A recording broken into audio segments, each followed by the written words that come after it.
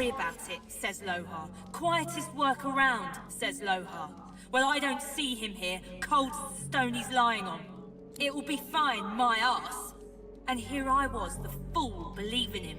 The ghost swings a foot to kick its old body in frustration, but the boot sails straight through her corpse. Because it's his fault. If not for him, I'd still be sitting there, wine in hand, happy as Larry. But no, he knew best. He wanted the death fog destroyed. That's why we were to make sure it got into the right hands. Our hands! I even stood guard of Mordus when he were doing nothing but the Queen's bidding. No wonder we came to this. This is what I deserve for following the orders of a leader with the spine of a sponge. Thank Duna Her Majesty has more steel in her belly than that coward. You're a little tool to be asking questions like that. Her Majesty is trying to do what's best for the dwarf people. And there's not a thing more you need to know.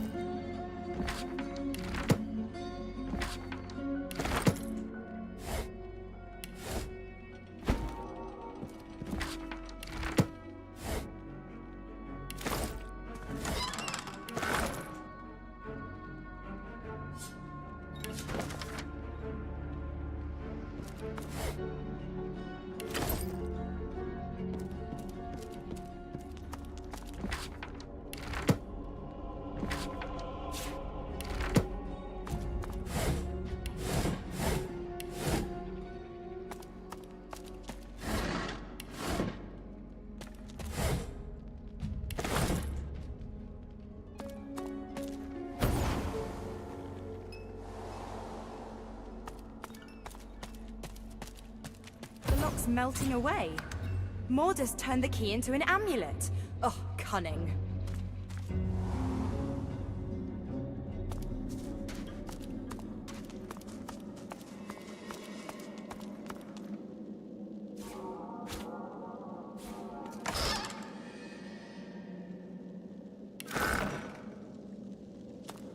And I thought this cave couldn't get any more grim.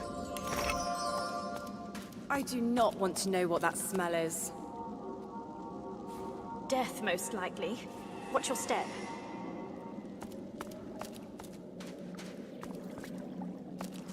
Careful now. That's the trap.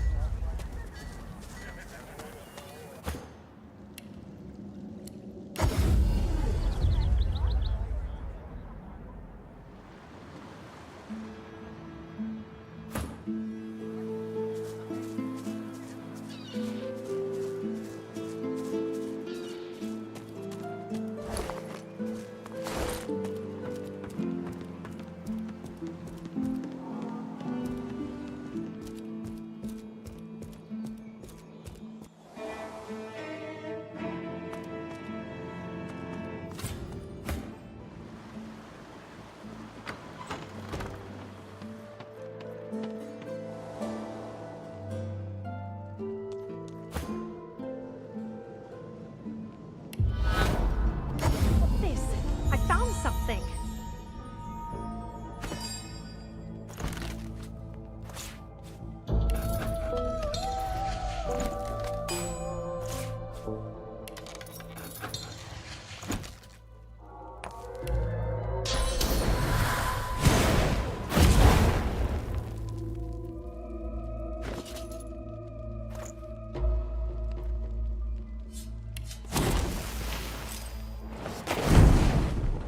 As you suck the smoke deep into your lungs, your vision starts to swim and cloud.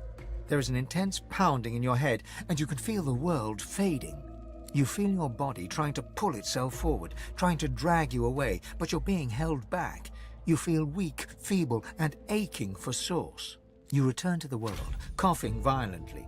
You feel drained, but thankfully, the Meister has a source fountain in her basement.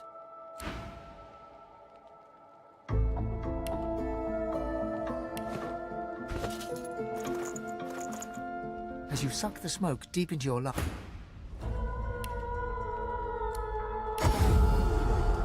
Keeping it together.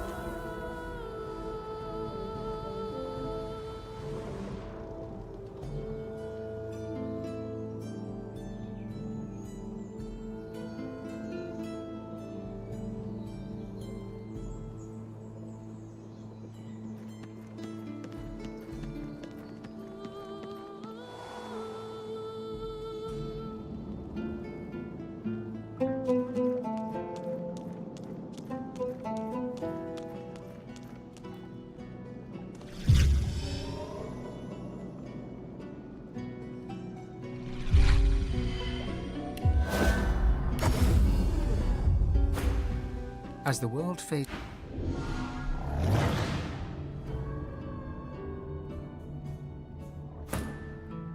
As you suck the smoke deep into your... As the world...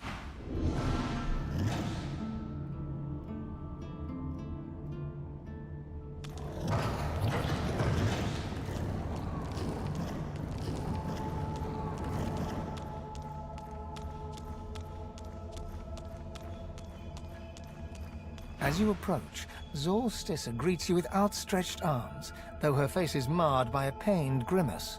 My. How you positively brim with sauce. No wonder, after all the adventures you have had, all the things you've had to do. Oh, it's naught but a chill. Bit drafty in your soul, that's all. You should... A sudden shudder jolts through her body so violently that she drops to her knees, stunned into silence. Sauce washes over her, a wave over a single flame, but unlike last time, it seems to have precious little effect. An ancient curse escapes from her lips, spoken so forcefully that for a brief moment all light recedes into the webs of darkness. So did I, but the void creeps and crawls into everything. I told you before, it is stronger than ever. But so are you. I can sense the expanse of source inside you. You are ready to learn the spell I've yearned to teach you. The spell you will need when we reach the Well of Ascension. I have given you eyes that see the source. Now I will give you the teeth to take it. Zorstissa smiles, and you notice for the first time two vampire-like fangs glistening beneath her upper lip. A gulf of magic envelops you, and you feel a sudden insatiable hunger for source. Go on. I am here for you. Give in to your hunger. Do not heed me or any other. Only your own lust for power, just like a god should. Go on. Devour me.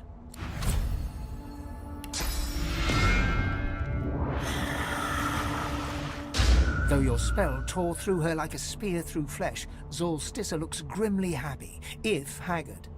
You speak the spell with brash ferocity, like I knew you would.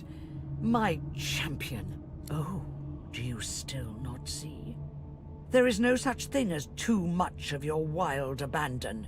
Let me tell you the one truth about what it means to be a god. It is to be the lion in a world of lambs. It is about power, and power is not given. It is taken. With your all-seeing eyes and your all-consuming teeth. You can see the souls of the dead, and now you can feed from them to your hungry heart's content. So, feed, for you will starve until you finally feast upon the Well of Ascension. Play coy if you must, but sheer hunger will soon trump your all-too-delicate feelings. Your soul must grow bigger still, your inner self become a vaster expanse, so that it may house divinity. There are more masters of the Source, more aspects of the Source to learn. The hunt continues. Just you hurry.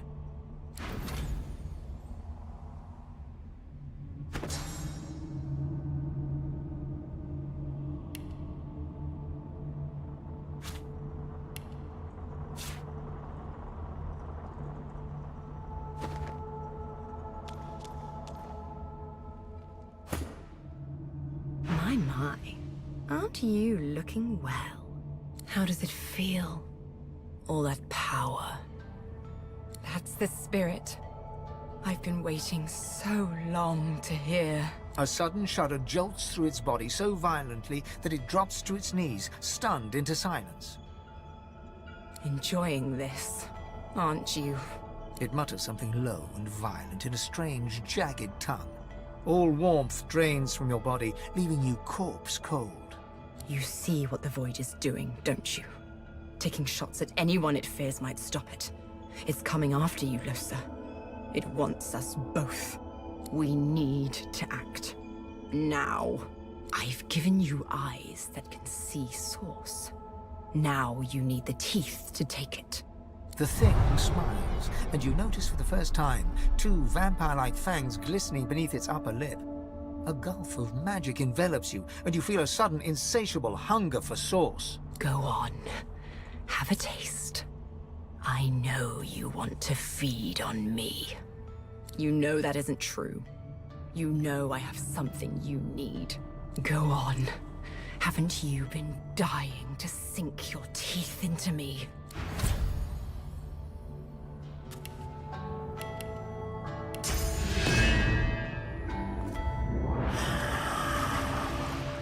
Though your spell tore through it like a spear through flesh, the thing smirks, its face darkened with pleasure.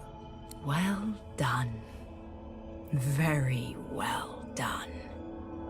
Like death, really. A lesser soul wouldn't have survived it. Let me tell you the one truth about what it means to be a god. It is to be the lion in a world of lambs. It is about power. And power is not given. It is taken. You can see the souls of the dead. And now, you can feed from them to your hungry heart's content. You'll need all the nourishment you can get if you're going to make it to the Well of Ascension. You aren't ready. Find more masters. Make them show you how to grow your capacity for Source. Happy hunting.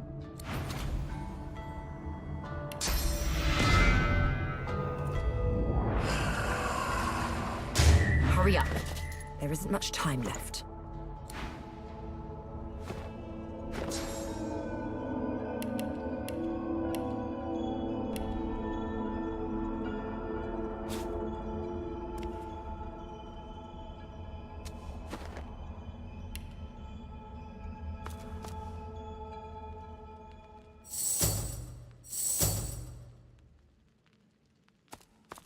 A perfect fit. Lucky find.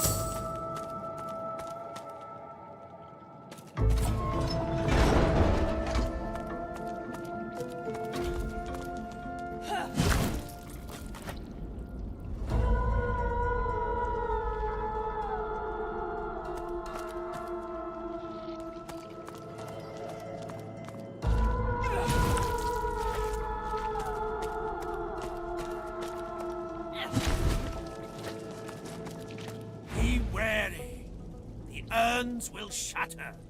The bones will rise. The glowing corpse looks to you. The erratic rising and falling of its sternum is accompanied by melodramatic gurgles. Come to me. The creature groans unpleasantly.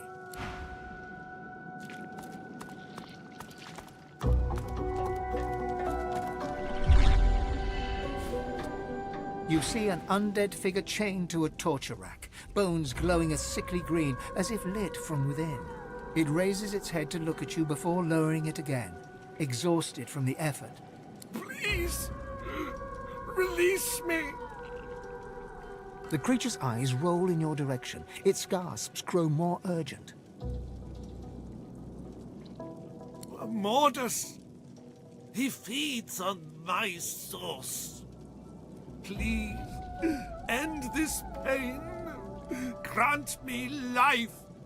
You move to speak another chant, but the words elude you, snatched from your memories before you can utter them. The figure's wheezing lessens as its eyes lock on yours. The skeleton ekes out a crackling moan. The panel. 7 bless you.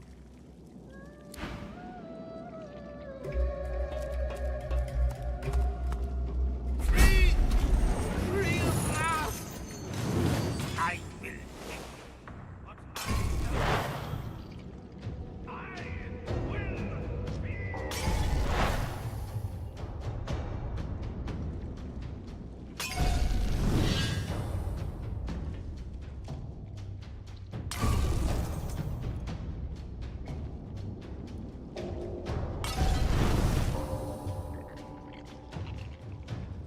Modest minions!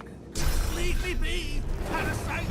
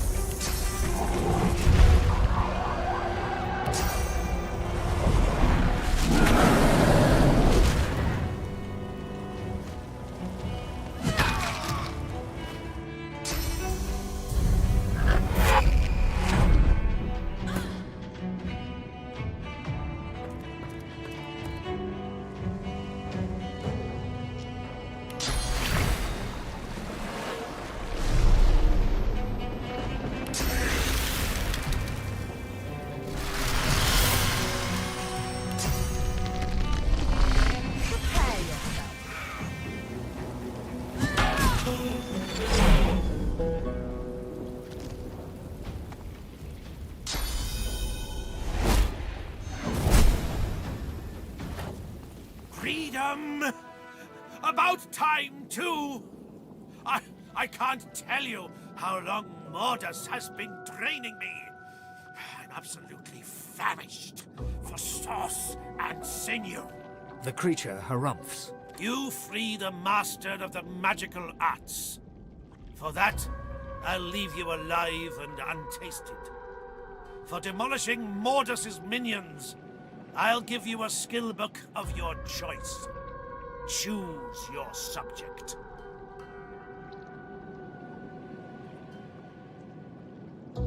By Amadia's wand, I owe my freedom to a damned clown. Oh, here, just take a book. Its wisdom might do you some good. Speaking of which, allow me to share some wisdom of my own. The undead creature bears 2 rows of broken, cratered teeth. Stay out of my way. And curse your blasted machine.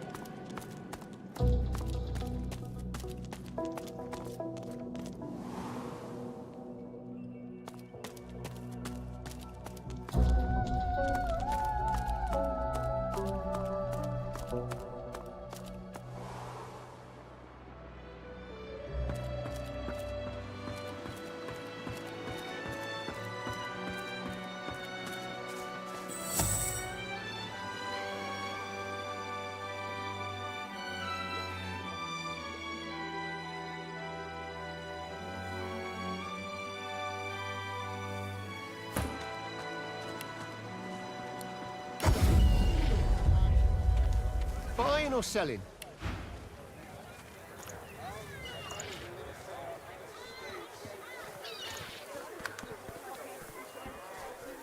Hear ye! Hear ye! Bishop Alexander was slain by Seekers! Culprit still at large!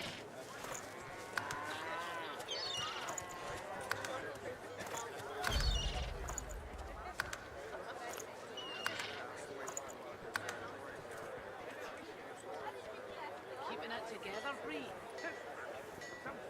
I'm alright, as long as I don't think about it too much. You're safe among friends. Never forget. Hear ye! Hear ye! Queen Justinia executes 2 dozen... Smells worse over here than a dozen rotten eggs dropped in a vat of vinegar. Then don't come over. Not like you're buying anything. If I don't come visit your ton, who will? Wouldn't you like to know?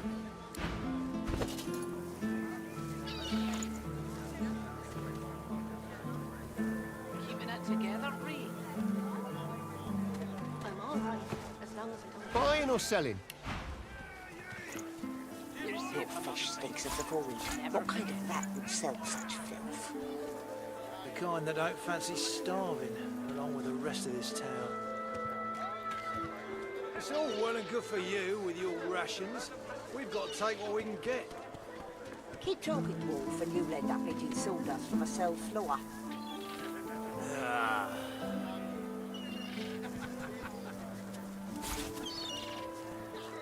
ye! Hear ye! Bishop Alexander slain by Seekers! Culprit still at large! Keeping it together, You Bree. needing supplies? I'd stock up if I were you. It's madness out there. Never seen anything like it. Until later, then. Eggs dropped in a vat of vinegar.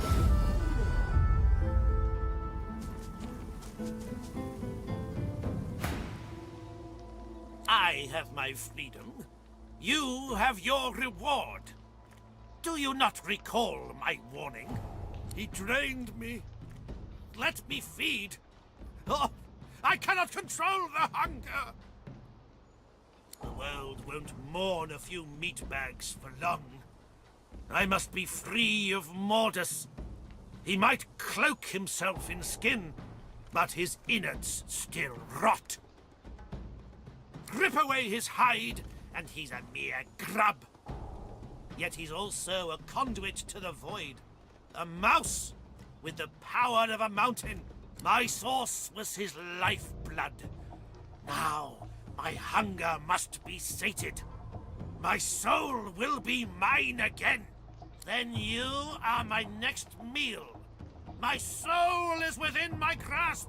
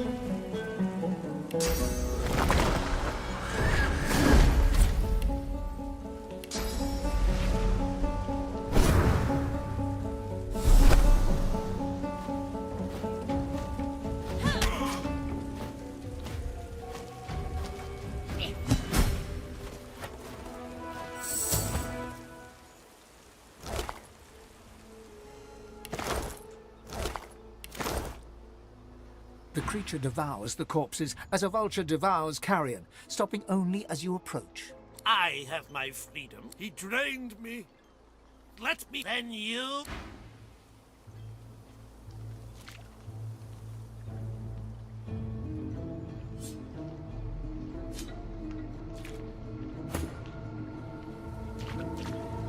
The creature devours the... He drained me. It raises a... Keep distant, mortal.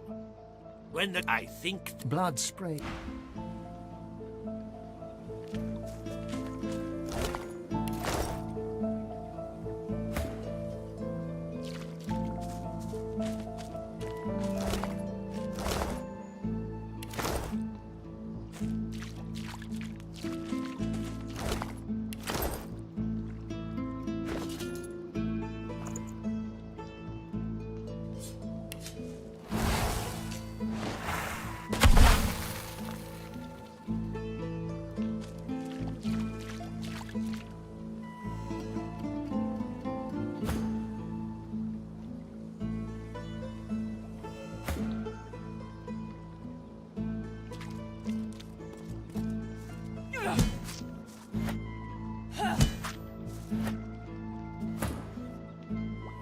The beast gorges on it. Then you...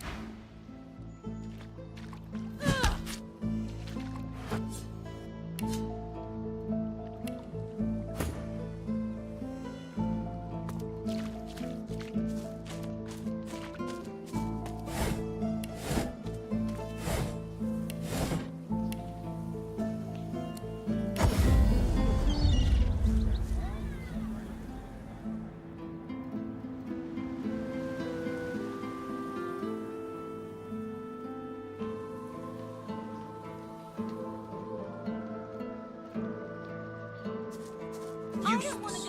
Bloody useless. Might as well have gone.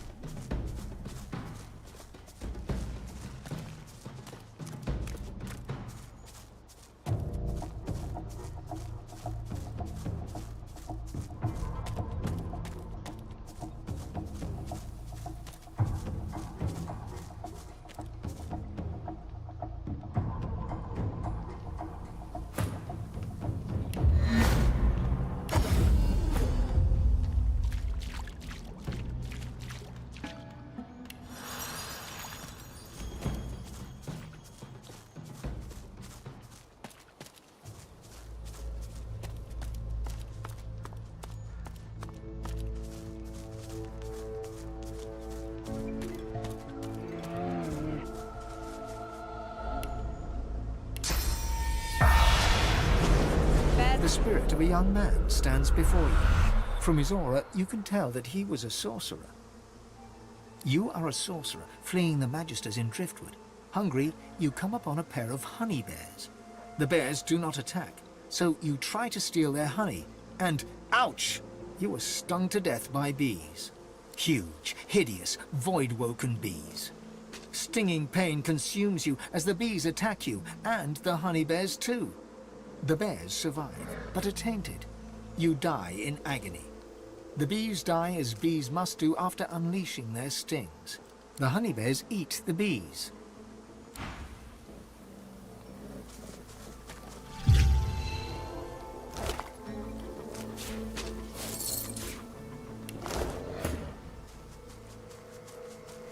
You want some honey? You can't have it. Bees are dead. Bees are dead. Bees! Bees dead. Good thing too, 'cause, honey. You can't have it. It's ours. The honey. Bog off. It's the best honey ever. Makes a bear feel good. So bog off. It's ours. It's our honey.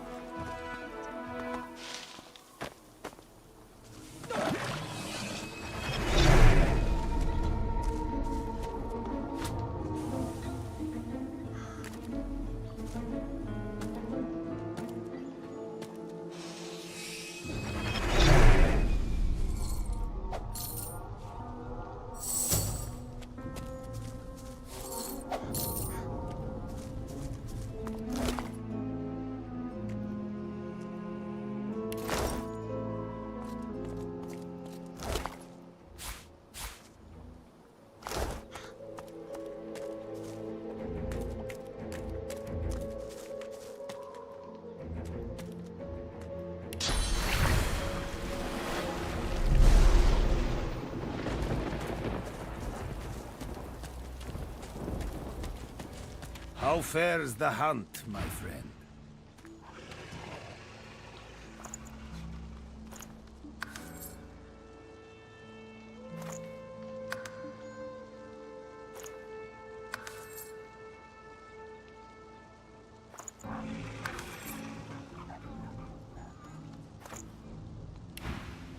May you wander in wisdom.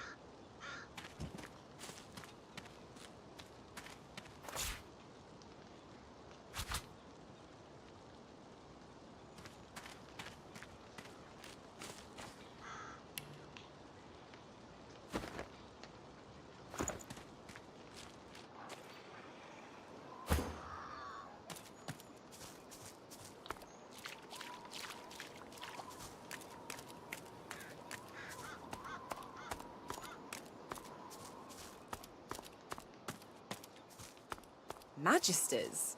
Here?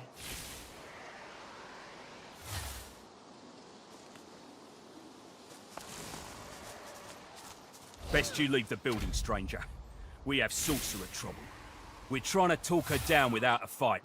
It's not going well. God's damn sorcerers. A sorceress, as it happens. A master of portals, and a lizard too. She seems unable to escape, thank the divine. But we chased her clear across the country, and she's left devastation in her wake. We expect a Voidwoken attack here too, at any moment. That, or worse. This sorcerer, my friend, is as powerful as they come. Patience is part of the job. I won't risk a Voidwoken attack until I have to. And the longer the sorcerer stays where she is, the weaker she gets.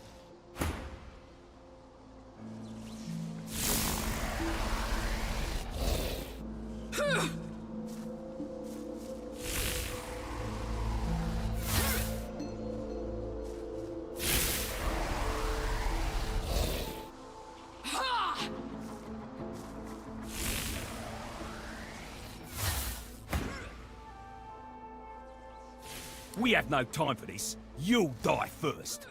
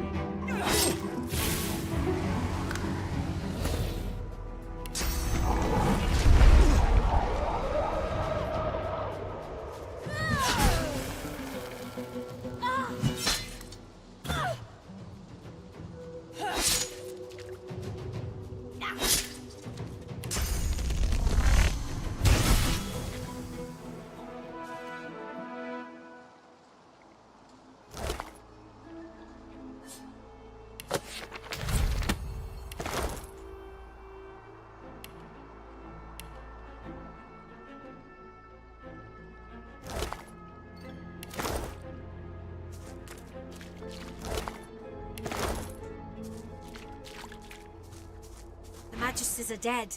You have my thanks. You know your trade.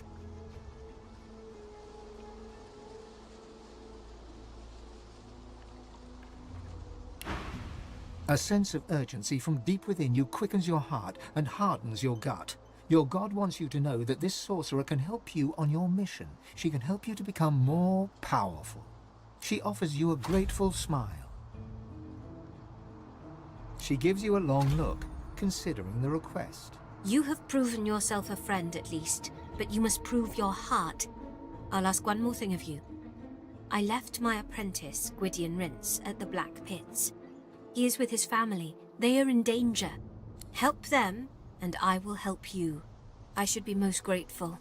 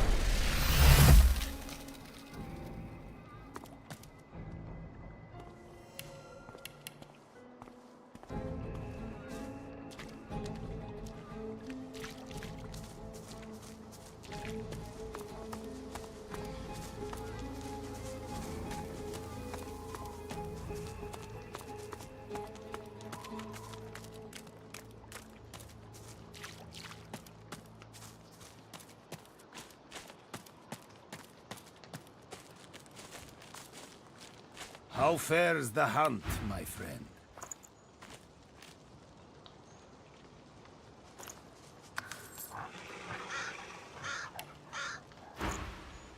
May you wander in wisdom.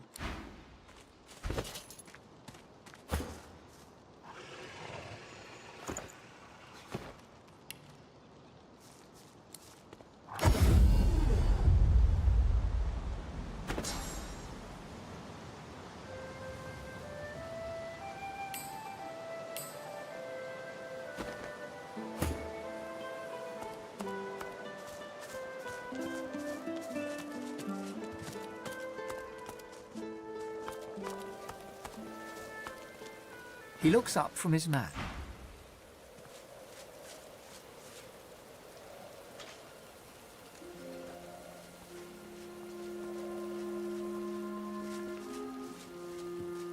I shall not mourn till war is done. I shall not weep while blood still runs. I'll hold my tears when weeping comes. Who shall avenge you? I notice.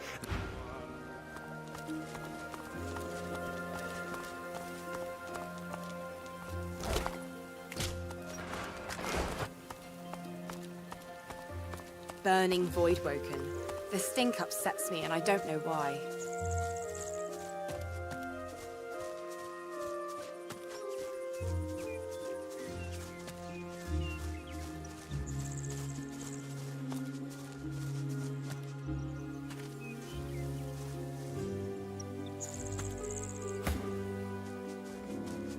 I've spotted something. Never hurts to get your claws dirty now and then.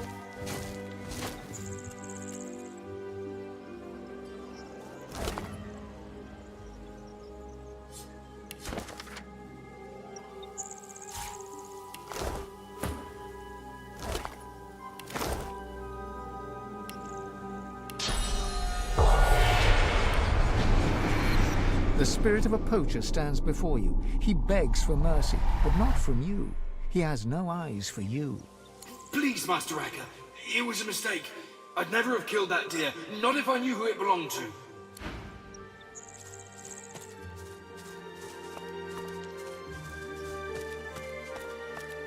The dead here stir. I hear their whispers. Look who's... Oh, but you do get around, don't you?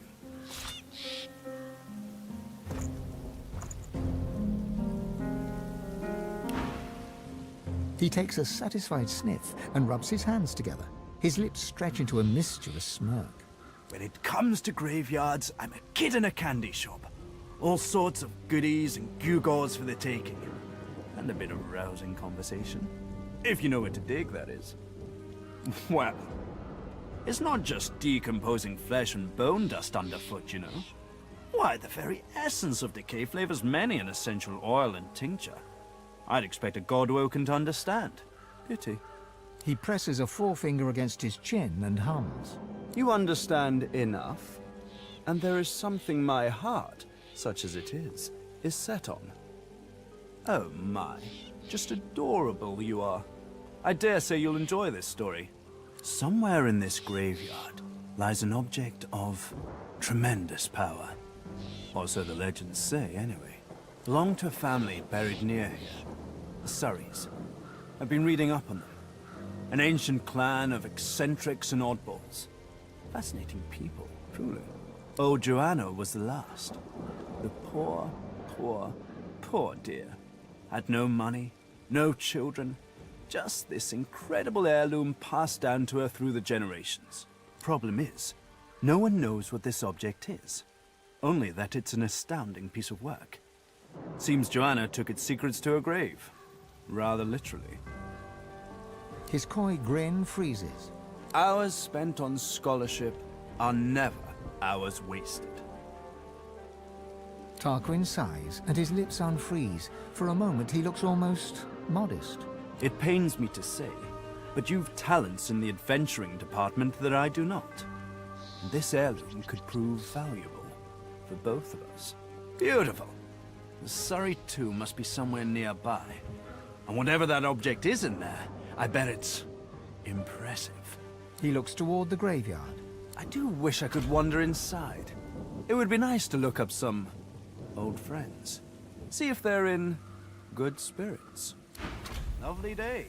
Perfect weather for it.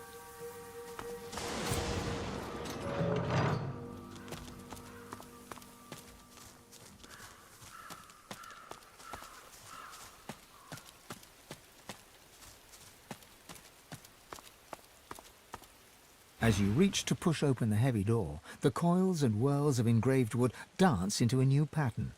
The semblance of a face arises, a face that seems to look right through you. Why are you here? Tell me, and mind that you tell me true. Silence greets your answer. In the distance, you hear the screech of an eagle. Worryingly closer, you hear some kind of a moan. Time passes.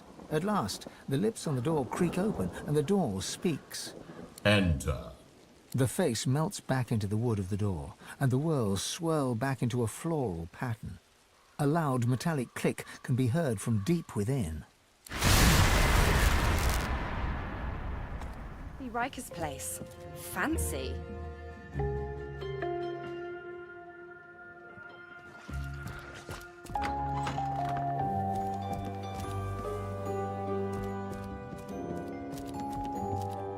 Truly beautiful poetry on the page.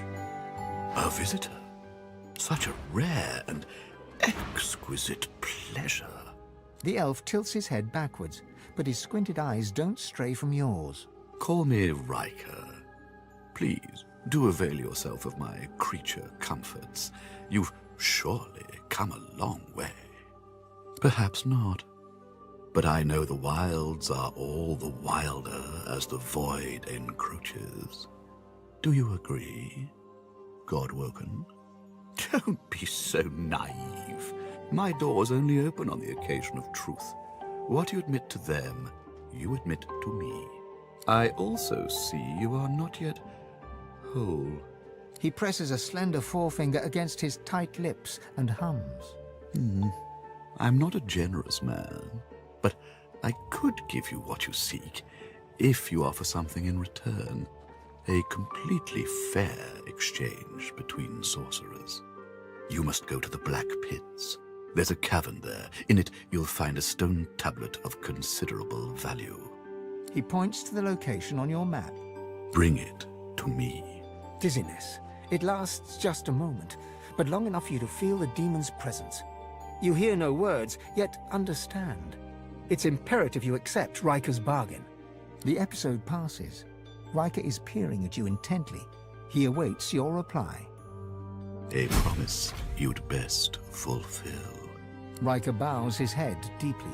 Then you'll have the power you seek, if not the power that trumps it. There will always be one greater, you know. Now please, don't let me keep you.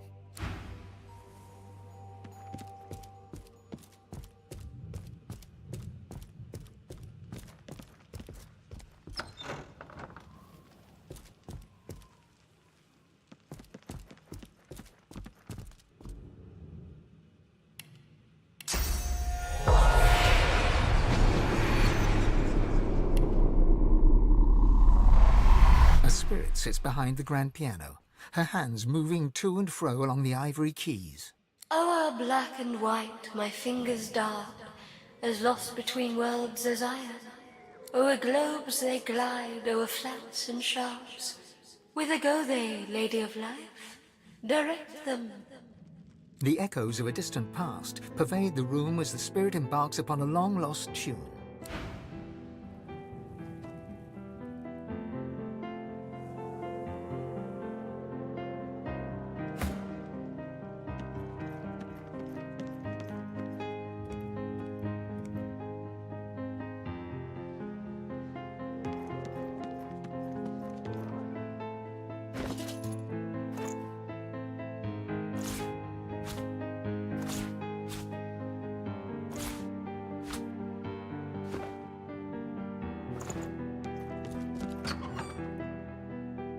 The dusty staircase leads to another hatch, which is blocked tight.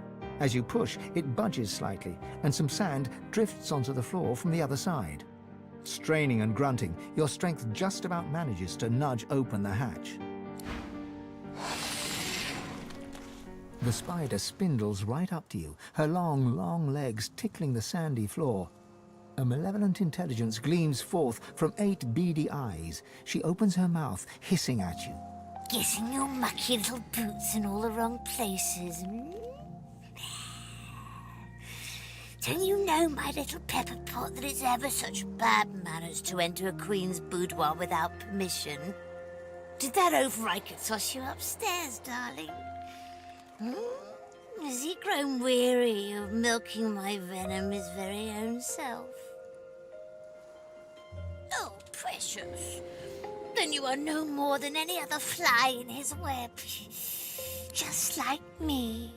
Her laugh is blood-curdling, like offal being strained through a sewer grate.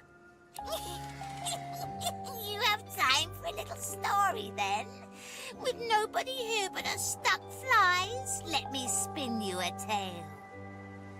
Long, long ago, many years before you were born, my little brood pudding, I was born in a desert land far from here. And stolen. I was stolen from my own queen as an unhatched egg. Barely anything do I remember of these days, hearing all from deep within an egg, seeing only through the filmy veil of my silken sack. But there is one thing I remember well, and that is the very first hunger pang, my tasty petal. That feeling, oh, so familiar, echoes within me now. I was quite enjoying our little chat, but nature is nature, sugar plum. I hunger. Can I hear my princelings blubbering in their loving cocoons? Time for us to feast. A trade, you say, Poppet? Let Mama see what you have to offer.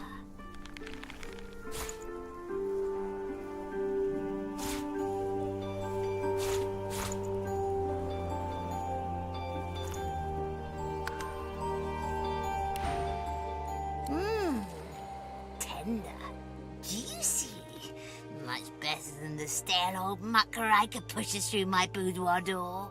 The spider smacks her mandibles together, making grotesque chewing sounds as she swallows bits of some poor unfortunate. She stretches out one long leg and licks old blood from whatever a spider has instead of toes. In return for your generous offering to your queen, I will tell you a little secret about the one downstairs. He accepted a promise. The promise. And now he wants to weasel his way out of it. Forget it. He used to love me. He used to worship my spinnerets. But now he doesn't talk to his queen anymore. He just milks my venom. Well, sweet little Summerberry, you see how he builds his army? Now I build my own army. Someday he'll walk in here and face not one spider, but legion. Maybe Angel Eyes? Bring me 3 more hunks of meat for my princelings, my sweet, my precious, and I will give you something. Something handmade by yours truly. Let's see, my darling, my little cherry blossom.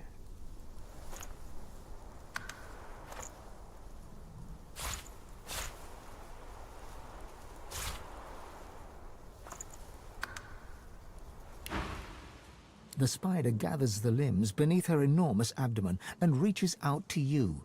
She holds out a tiny clump of silk. For you, some spider silk gloves. These are spun by your very own queen for your very own tiny little limbs.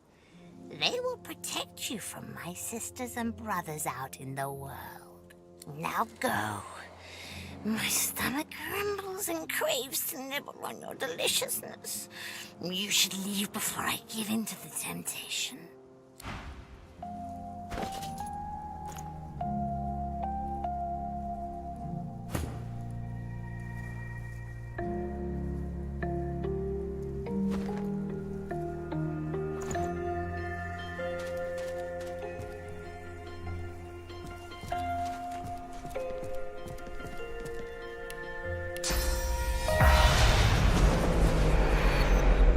Before you stands the ghost of an older woman. Clad in flowing magister's robes, she peers around the room as if looking for something lost. On seeing you, she brightens and extends an ethereal hand. Magister Pavlonia, charmed to meet you, I'm sure. Your hand passes right through hers. She shrieks, horror animating her face. Oh, my hand, my fingers. All right, I am dead in a spider's lair. I keep forgetting things somehow. It's hard to hold all the threads together when you've fallen apart yourself. Wait, the spider! It was the spider! She chewed me. Bits of me. Slowly. I keep looking, but I can't find myself. Yes. I came from the Black Pits to negotiate with Riker here in his house. We needed to ensure that scoundrel wouldn't interfere with our plans there. He must have mixed something into the delightful rose tea he served me. And then... Next I knew, I was rolled up in webbing as his spider sucked the marrow right from my bones and nibbled my limbs off. I hope you didn't drink any tea downstairs. She throws you a haughty glance. In the sharp lines of her face, you see steely determination overtaking the spirit's distracted manner. None of your... Never mind. He's a master sorcerer. Everyone knows that. But he's too powerful to take to the joy. And besides, he had some business that coincided with Dallas's interests. Of course, if he were to act up, we could always work on his little vulnerability to fortify. So Dallas ordered him left alone, providing he didn't interfere with Magister business in the Black Pits.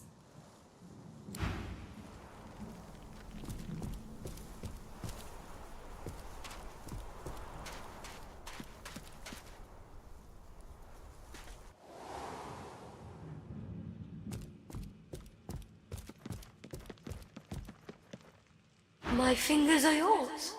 Direct them. The music swells as the spirit's dalliances along the piano keys are joined by a ghostly violin. A distant orchestra fills the room with melody.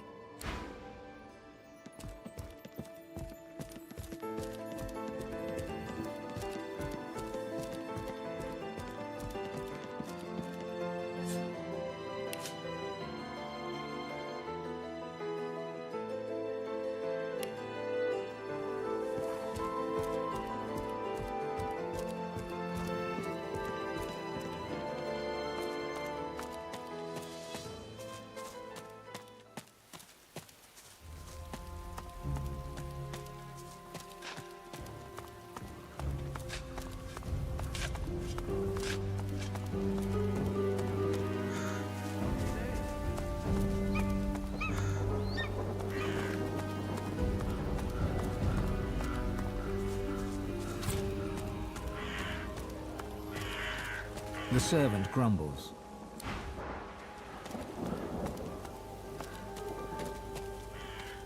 I've spotted something. Let's see what spirits haunt this garden. You there!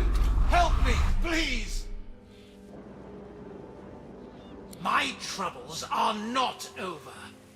I've been interred in the wrong part of the damn cemetery, with no care given to lizard burial customs. The spirit falls silent for a moment to compose himself.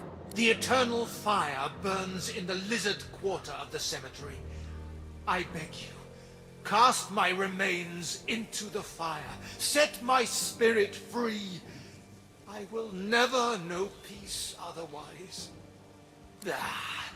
I should have known your kind would seek recompense. Very well. Do as I ask, and you will be rewarded.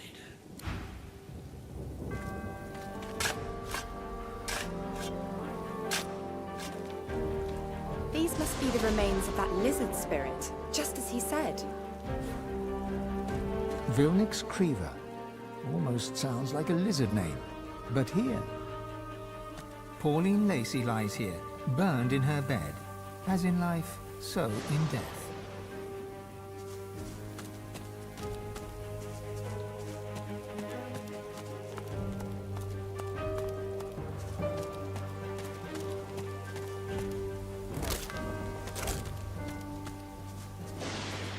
Is that an elven ancestor tree just ahead? It's beautiful.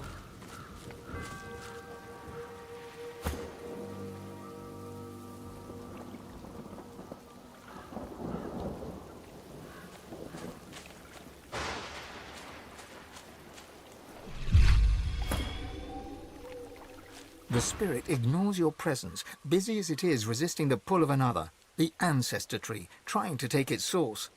All you feel is the spirit's resistance, and its anger, directed at the mother tree that has betrayed it.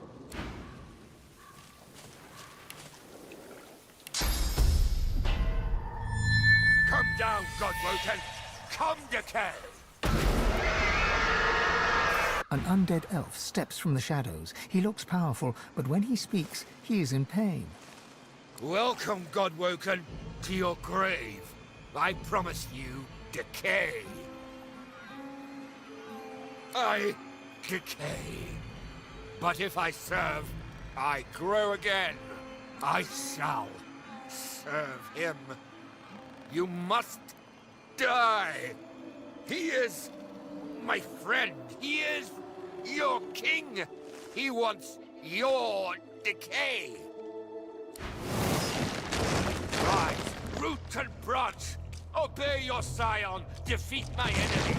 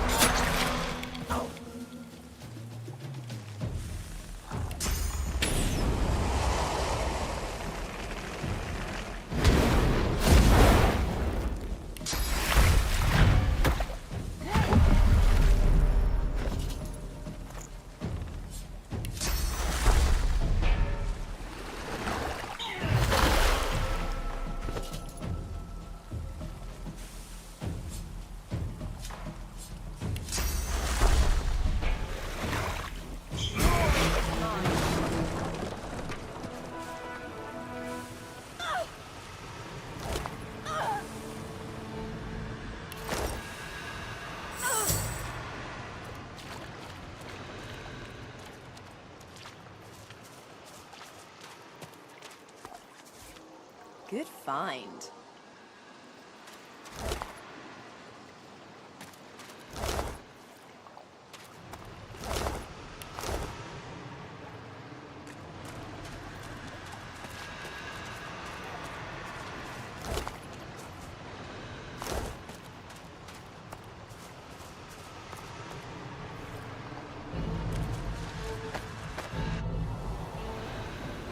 A wave of relief washes off the spirit. Relief tempered with disgust. You are an elven spirit.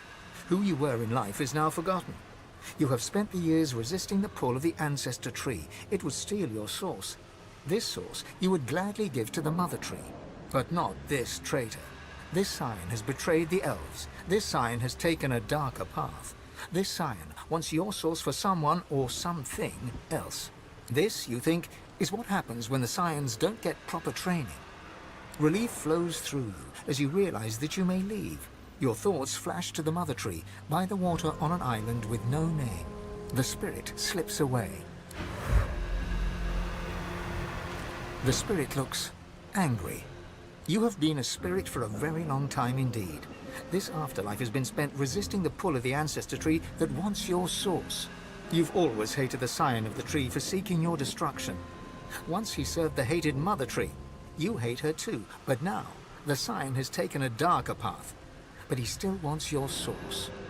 Relief flows through you as a realization grows. You may leave. The spirit slips away. The spirit looks forlorn, exhausted, spent.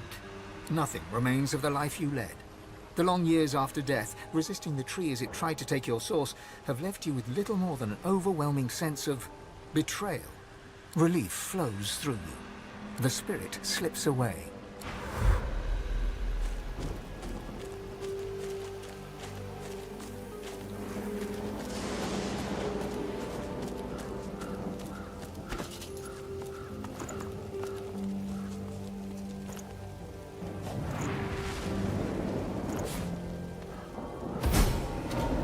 You have done me a great service, friend. Now, the Hall of Echoes beckons.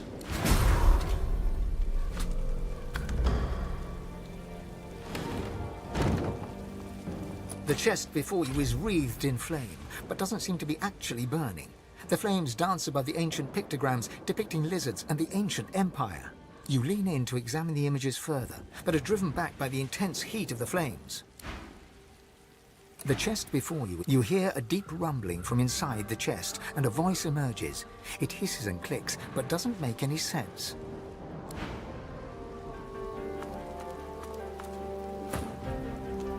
The chest before you is covered in old... You hear a deep rumbling from inside the chest, and a voice emerges. It hisses and clicks at you in the old tongue, your people's ancient language. This chest recognizes Consul Zara as master. Speak her words or return me to the flames. This chest does not answer the questions of fools. Speak the words of Consul Zara or return me to the flames. The words of Consul Zara are not inane babbling. Speak them or be silent.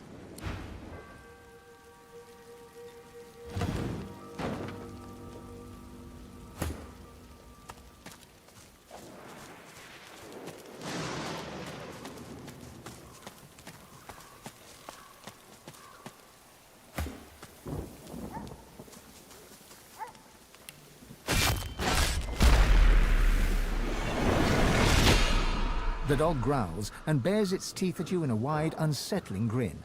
You swear you see a worm emerge from its grey-pink gums, then burrow back in.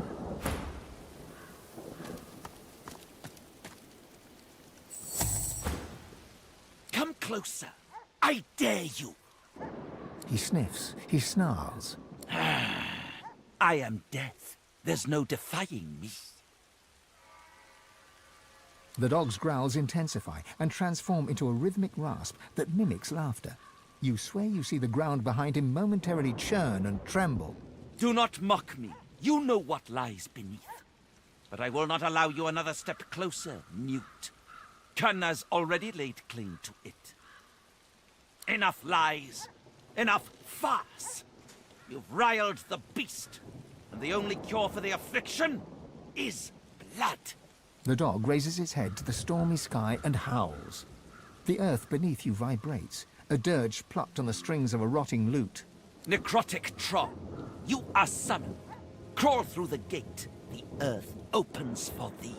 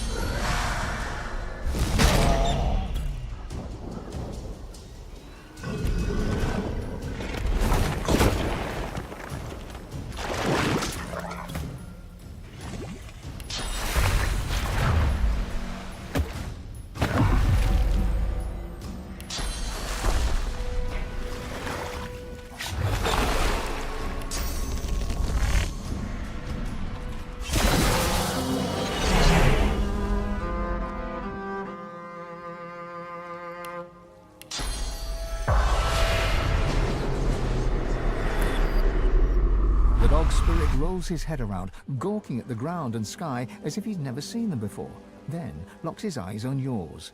He snarls, unconvincingly. I am death. Indeed, the masses tremble at my might. We will retrieve anathema. Our enemies will bow before the demon blade. He moves to lick his haunches and seems taken aback by his own translucence. Once a demon, now a weapon. We heard its call and slayed our allies in its name. It is near. With it, we will slay living and undead alike. There will be no mercy. The canine spirit lifts his head to howl, but can barely manage a whimper. He tucks his tail between his legs, shocked at his own impotence.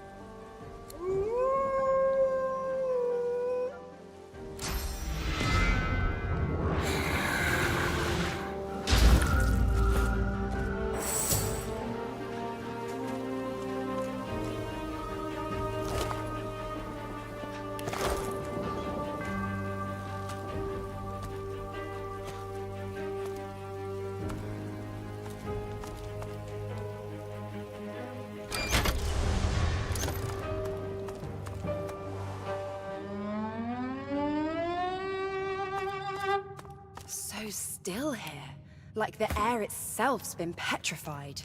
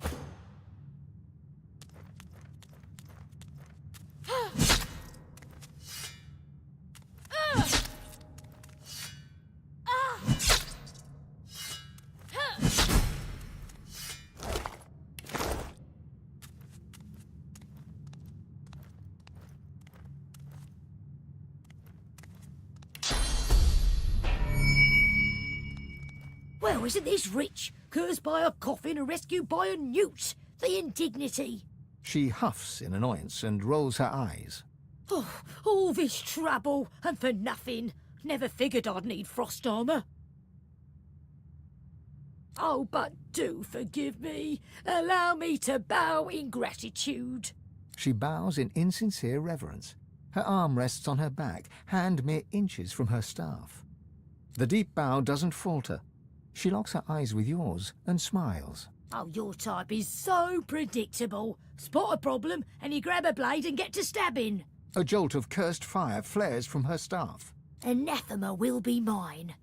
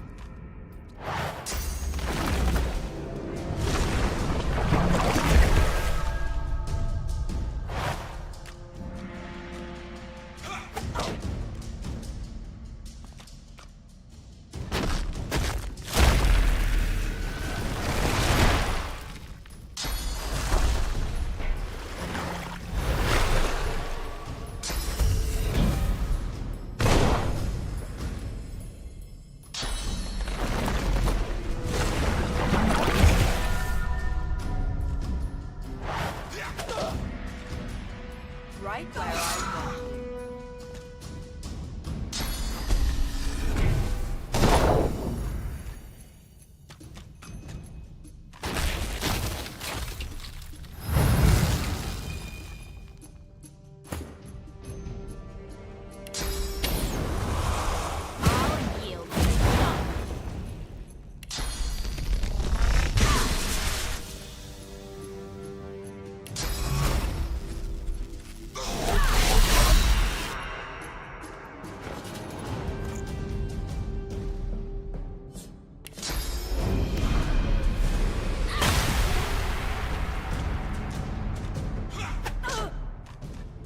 want you.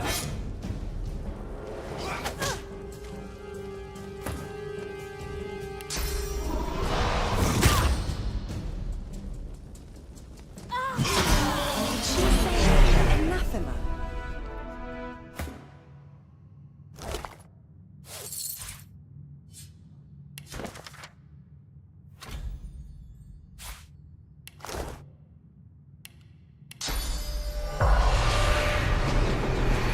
The spirit's lip curls upwards. She opens her mouth as if to speak, but her words fade in the tomb's chill. Her lips undulate and her tongue waggles. Some words you can piece together. Blade, tomb, bitch. The longer you gaze, the more your inner source churns. You are drawn into her, her mind, her body, her past. They are no longer hers, but yours. You sit at a fire. At your left lies a black dog, basking in the warmth. Others huddle behind you. A young elf, a grizzled dwarf, and a skeleton, an undead. You hold a parchment up to the light and point at it. It is there that anathema can be found. You gasp as you are thrust into the present. You take a few deep heaves, then glance at the spirit. Her mouth continues to gabble, but you're grateful that only silence reaches your ears. Canna's spirit convulses in response. Her ghostly arms reach out, not for help, but instead to flash you a final rude gesture.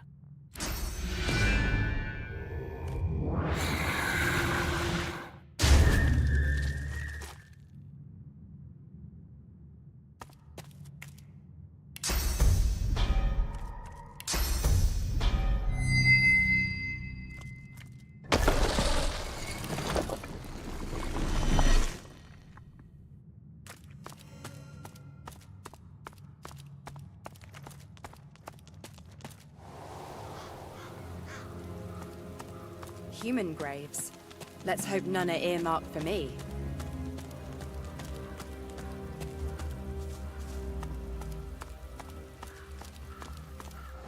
above. Look at all these bones. What's this? I found some. Still sounds stuck. Must be more to it. I've spotted something. Ah, success!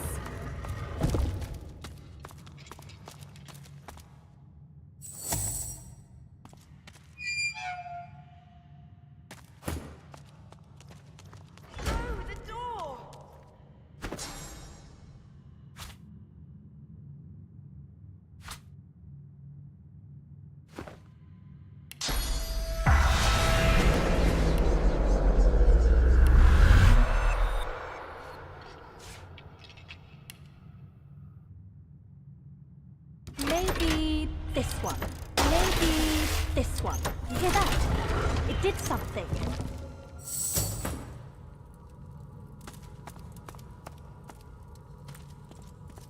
Shame.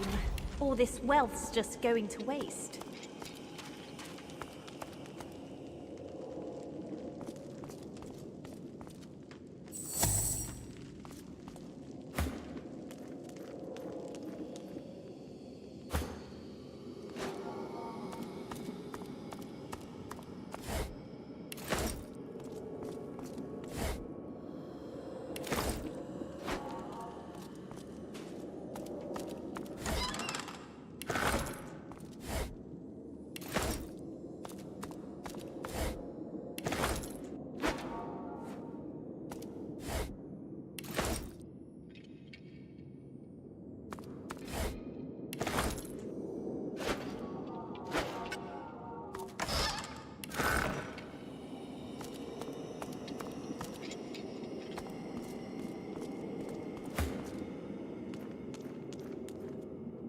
Unlike so many other spirits, this one is hardly silent.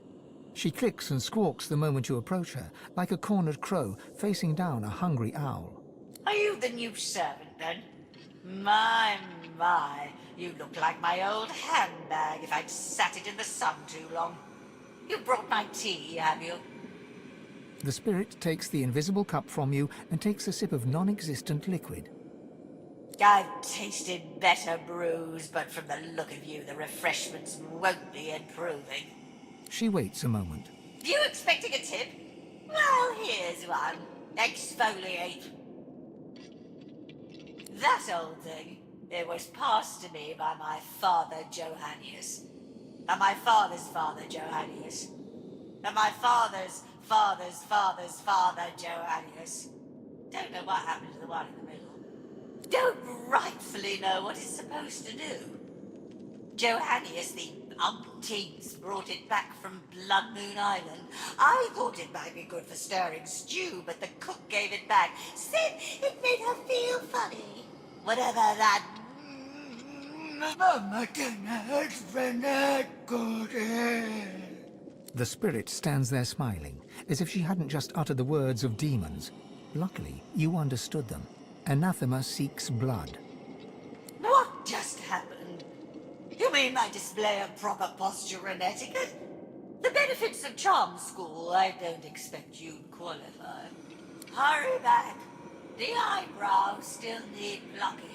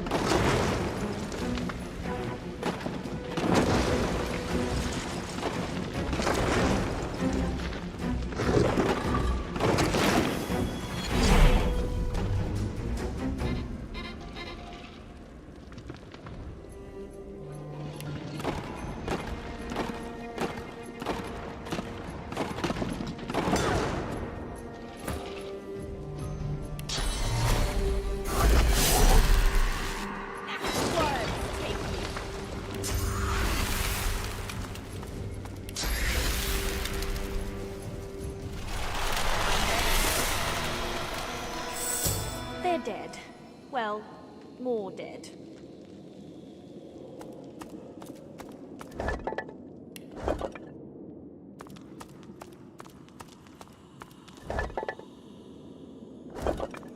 Unlike so many other spirits... Are you the new servant, then?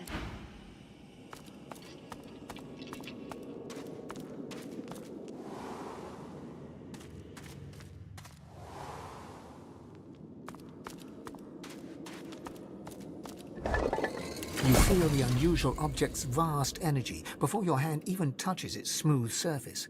Upon contact, the semi-transparent artifact shivers and speaks. You feel you've heard this language before, but where you cannot remember. And what these intonations mean, you cannot say. Adan, Shvalon Dumorav Narvur Revelis. Awenu Arye, Demchu Sha'an. Sadenmenia Veidfen, Domdrisval Veid Evrekis.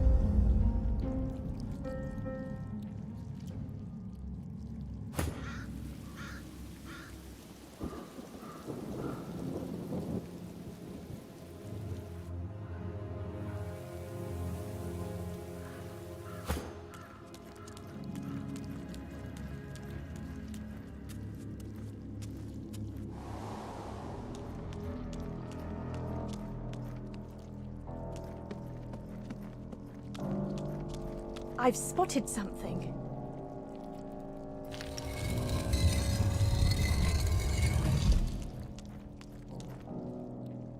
The transparent artifact glimmers of its own accord, as if conducting light from another world, another plane of living. As your hand nears it, it shivers and speaks. Your head perks. You know these words. This is the language of demons. Few have heard it spoken aloud. Connected as one. The past and the present slave. Absolution and redemption await the one whose sins are many. The object repeats the words it previously spoke. It has nothing more to offer. The hilt of a blade, I do believe. But clearly no ordinary blade.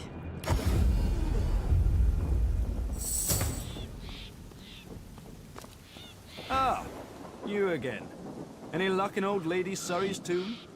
He places his hand on the artifact, and it drones in its strange language. Adan, Shvalon Dumora Vavur Rivilis, Awanu Ari, Demtu Shan. The object continues. Saden Menia Veet Feln, Dom Drisval Veet Evdekais. It's true then. Anathema. Within reach. Tell me, is this all there was? There weren't any other curios in there? Amazing. But not unexpected. He breathes a long, lugubrious sigh. It's time I leveled with you. This is the hand grip of the fabled anathema. A sword capable of annihilating anyone. Even a divine. Imagine it. Holding in your hand a force that could wipe away sun and shadow. A sword of life and death, miracle and sin. A sword of atonement. I can restore anathema to working condition, but this is only half of it. We still need the blade. How fortunate that the hilt has already told us where to find it. Blood Moon Island. The blade quivers as Tarquin nears it, and hums a response. Anand Falan Reveil. Amadio, Vlucio, de Anme Drita Dumores. Oh, very good. Very, very, very good. This, my friend, is the key. Give me some time, and every deity in existence will tremble at the sight of you. He holds out his hand expectantly. Lovely. Now, if you'll excuse me, I must work. Tarquin turns away, but continues to mutter excitedly, almost religiously about anathema.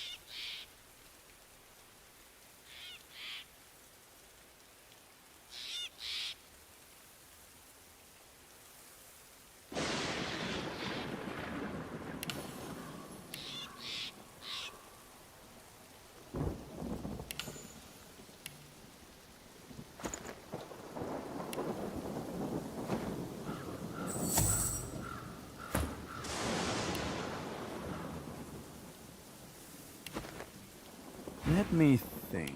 A sprinkling of skull dust, a vial of dog's drool, dried illweed, a few more odds and ends, and I can get back to the ship.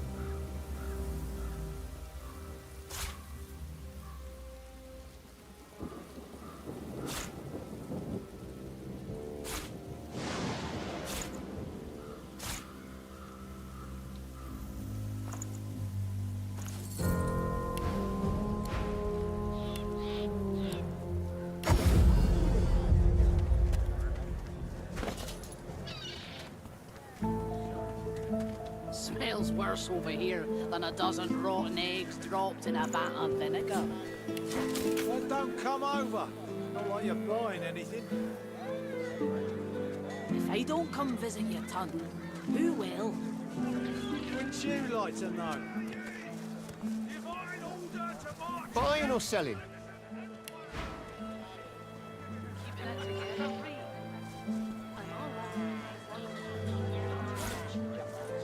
You're safe among friends.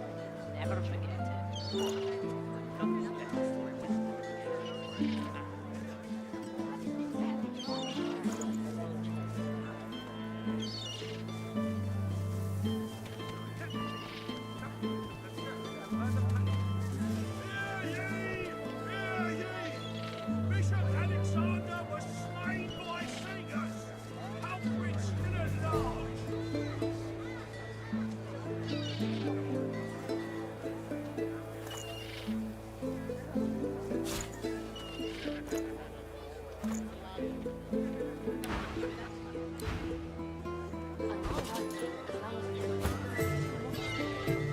You're safe among friends. Never forget it.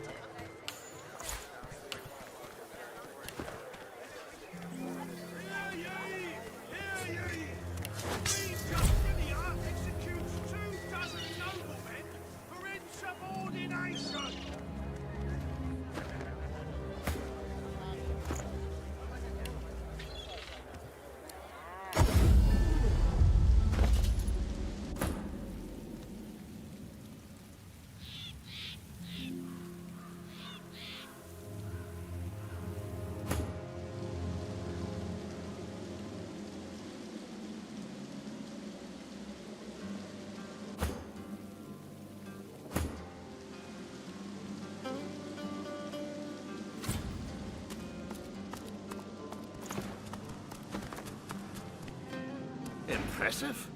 Dare say the spirit of the one stronger in you than anyone else I've seen. Even Murga.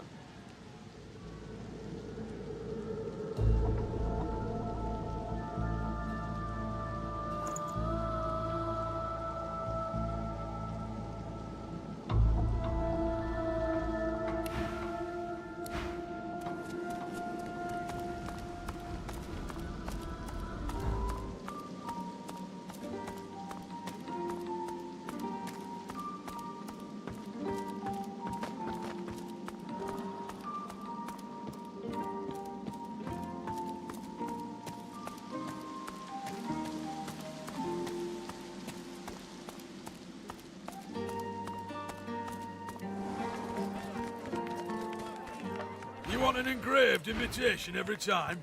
You know the way in.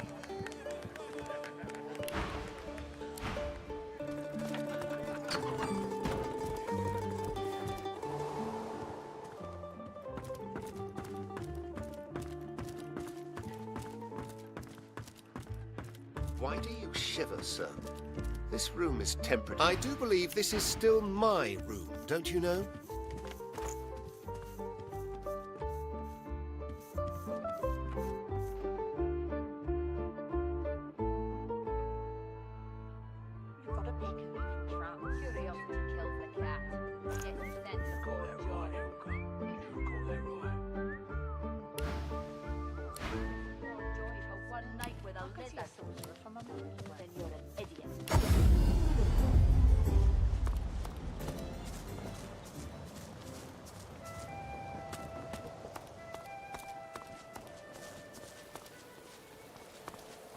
He looks up from his map.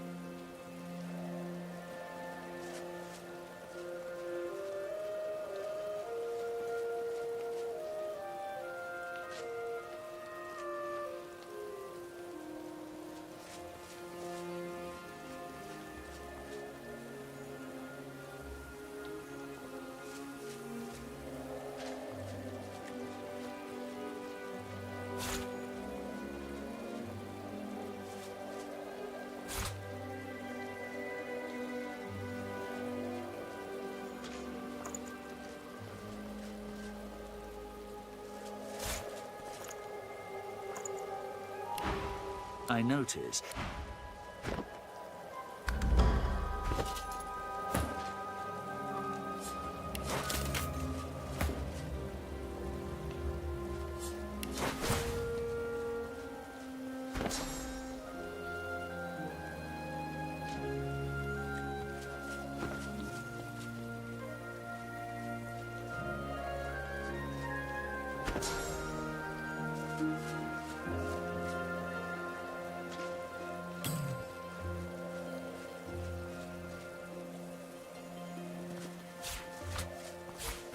I shall not mourn till war is done. I shall not weep while blood still runs. I'll hold my tears when weeping comes. Who shall avenge you, darling one?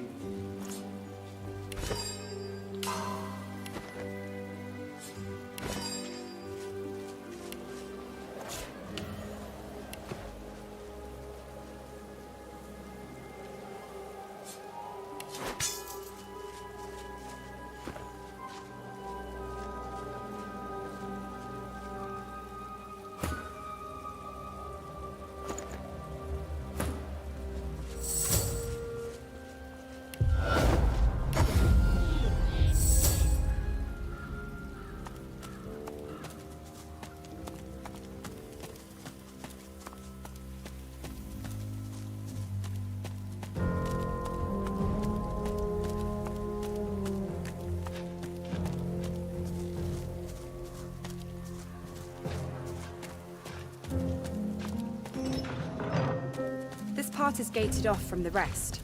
Whoever is buried here must have been important.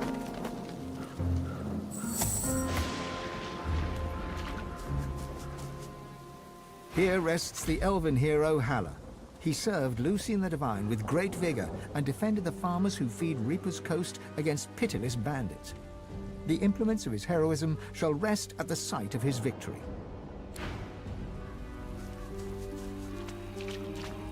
Here rests the dwarven hero Bromley. She served Lucian the Divine with honor and cast out the demons that plagued the great woodlands. The implements of her heroism shall rest at the site of her victory. Here rests the lizard hero Vidia. She served Lucian the Divine with great dignity and vanquished the strange beasts that arose from the primordial caverns of Reaper's Coast. The implements of her heroism shall rest at the site of her victory.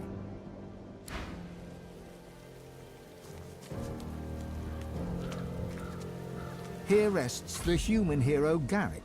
He served Lucian the Divine with immense skill and slew the necromancers who preyed upon the dead of Stone Garden Cemetery. The implements of his heroism shall rest at the site of his victory. Suddenly, the earth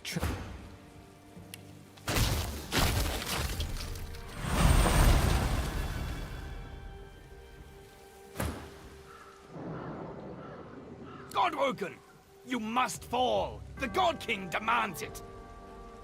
You must fall, so that we may... Let your blood quench our roots, so we may grow. The covenant shall be fulfilled.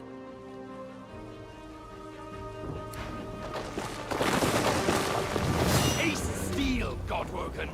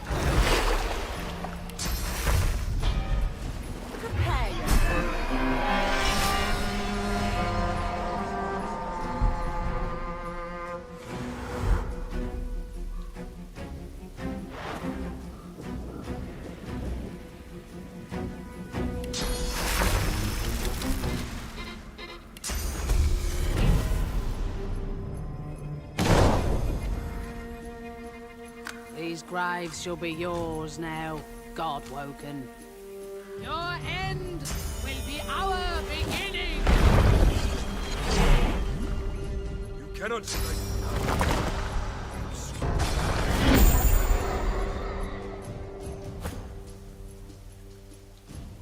Reveal yourself.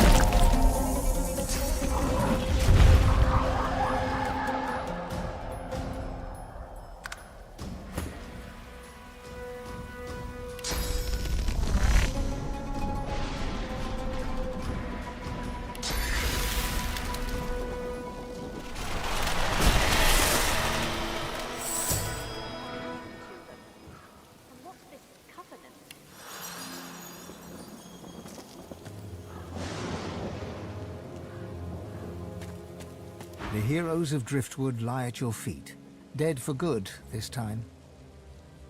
They were heroes, supposedly. If they can be corrupted, maybe we can too. Whoever is behind all this will have to try harder if they want to stop us.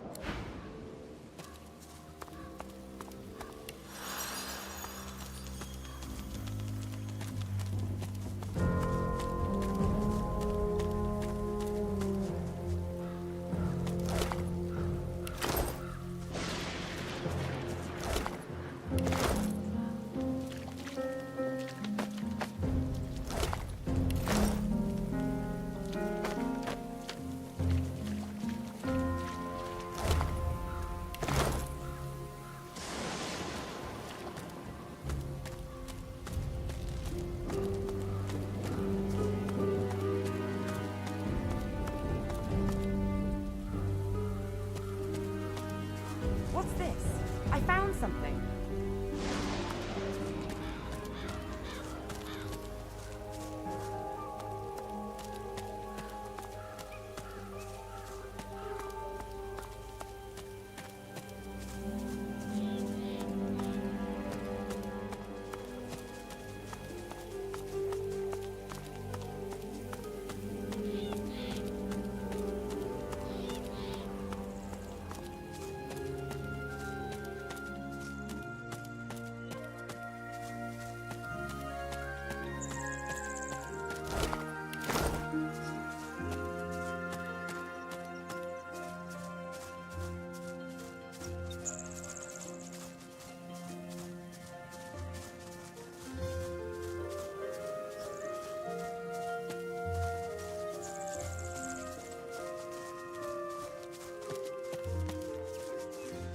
I've spotted something.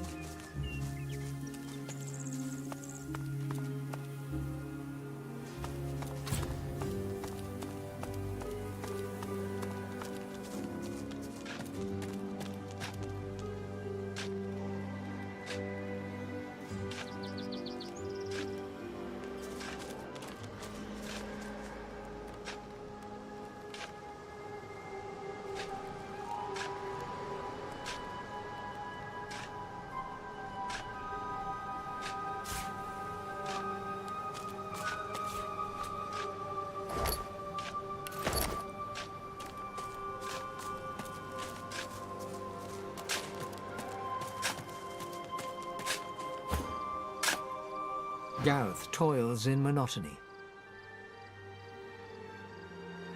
Gareth freezes, then turns slowly towards you. His breath... I'm digging my murdered parents' graves. I think it best if I toil alone. Gareth moves to continue his task, but his cadence falters. He pauses. Silence hangs, begging to be broken.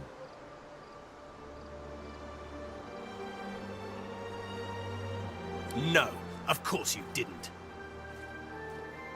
Godwoken, I've seen Seeker's blood seeping into the sand. I waded through corpses on the deck of the Lady Vengeance. But when the lifeless eyes looking back at you are your own mother's, I just didn't know. I didn't know what darkness lied beyond pain. Now, Dallas's pets. Such helpful tools they are too.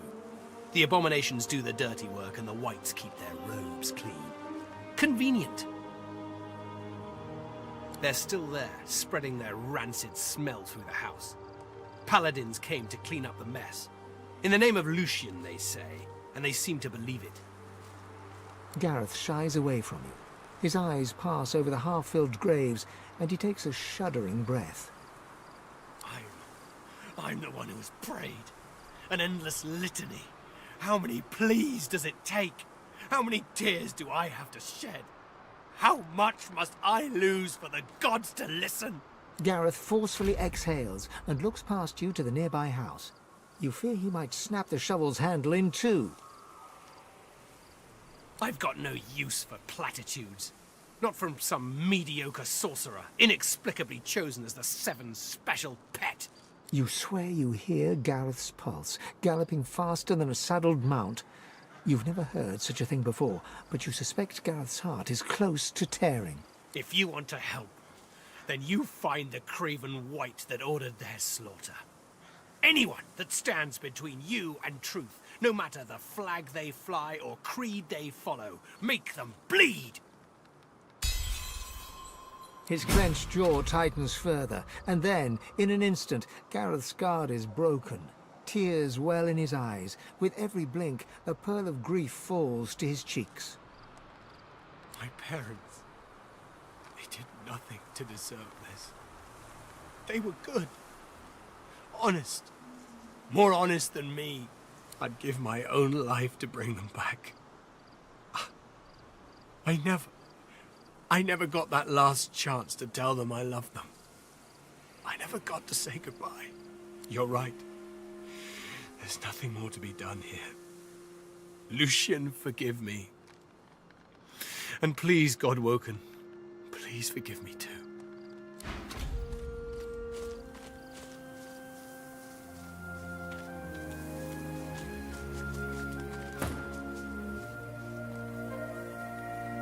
That thing isn't done. It isn't anything. It's a monster, pure and simple. All of them are.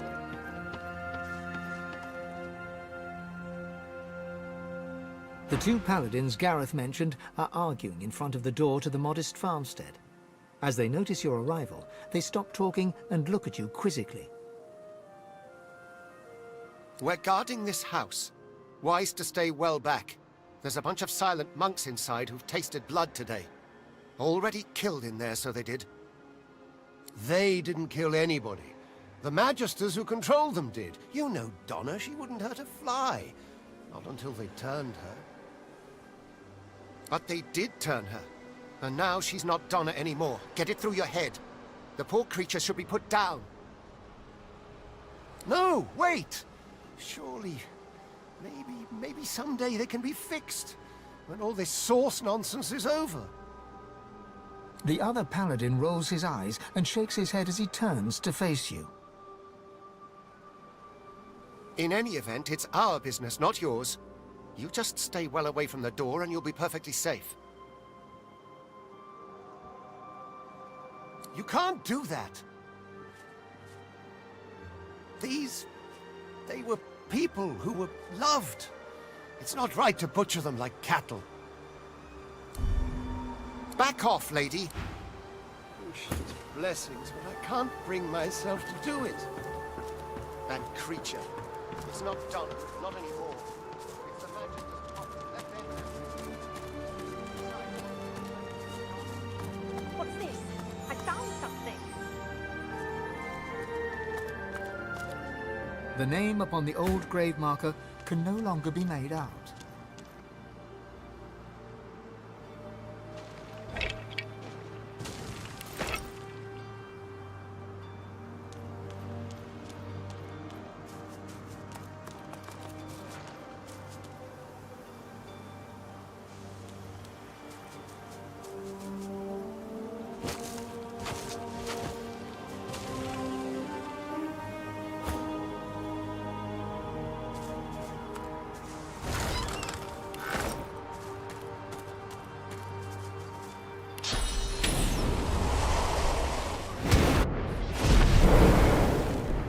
The lumpen silent monk stands like a pillar of decaying flesh. So still it seems he is not even breathing. He looks through your eyes with seeming disinterest as the life ebbs from his body, drop by drop, until he is gone and the flesh that housed him slumps to the ground. It's a monster, pure and simple. All of them are. Emaciated of body and spirit, this silent monk stands straighter than the others, the remnants of military bearing clear in her posture. This must be Donna, the one spoken of by the paladins guarding the door. Her tears flow along with her blood, yet, even in the moment of death, she does not break her silence. Take you. This dwarven monk hangs his head, as if looking down at his feet. A wretched gurgling noise issues from him. He does not resist in the least, merely slumps to the ground with one final gurgle. Take you. The silent monk looks like she was only recently converted. Her face was clearly beautiful once, and the eyes looking at you are not yet the full fuligin black of other silent monks you have seen. One of her hands trembles. Twitching, it reaches out to you. Her eyes squeeze shut, and her whole body trembles, but she puts up no resistance as you kill her. Worms take you.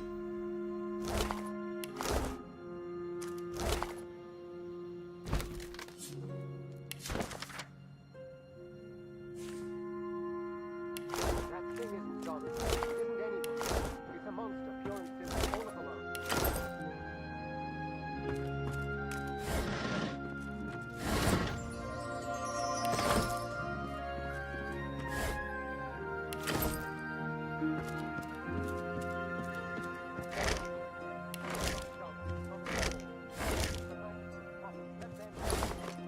A spillage all over the floor.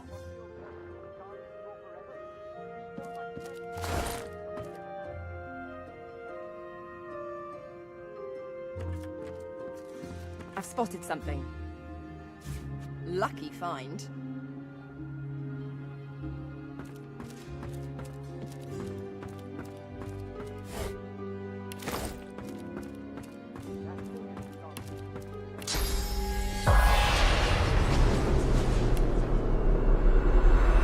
May Gareth always choose the right path. Nothing we didn't see coming. We always knew Gareth was fated for greatness.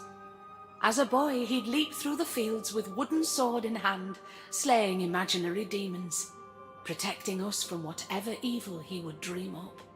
We also knew that good men make enemies. We knew evil would come, and so it did.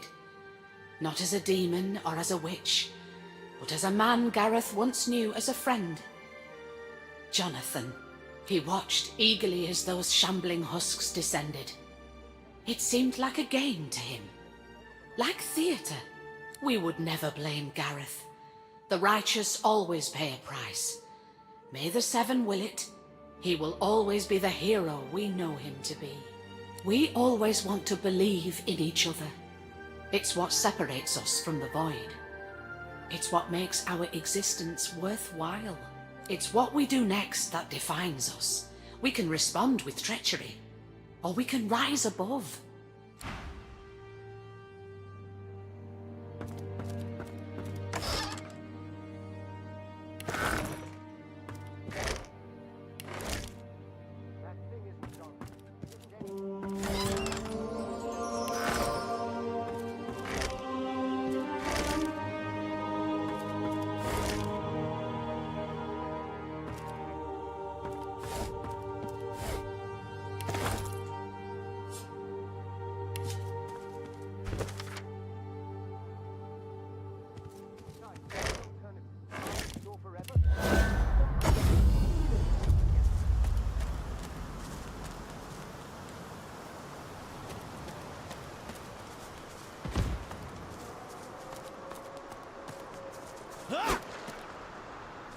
This Magister didn't die by a sword anyway. Something's afoot here. Voidwoken! The sorcerer's conjured Voidwoken! Form up! Don't let them over the bridge! The spectral Magister raises his sword and shield against an unseen Voidwoken foe.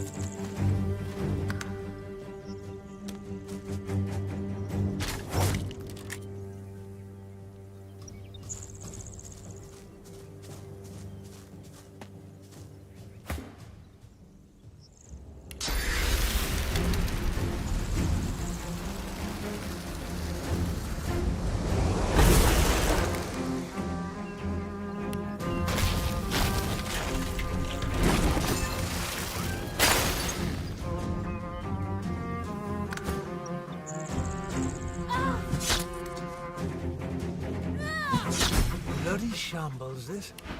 My thanks for your help. He takes a pull from a water canteen, then splashes some over his blood-stained hands. No, it ain't mine. A sorcerer fugitive was hiding here. Some of the locals were stupid enough to help him. We got a tip-off, but he wasn't willing to go quietly. These Voidwoken appeared, thanks to him. It was messy.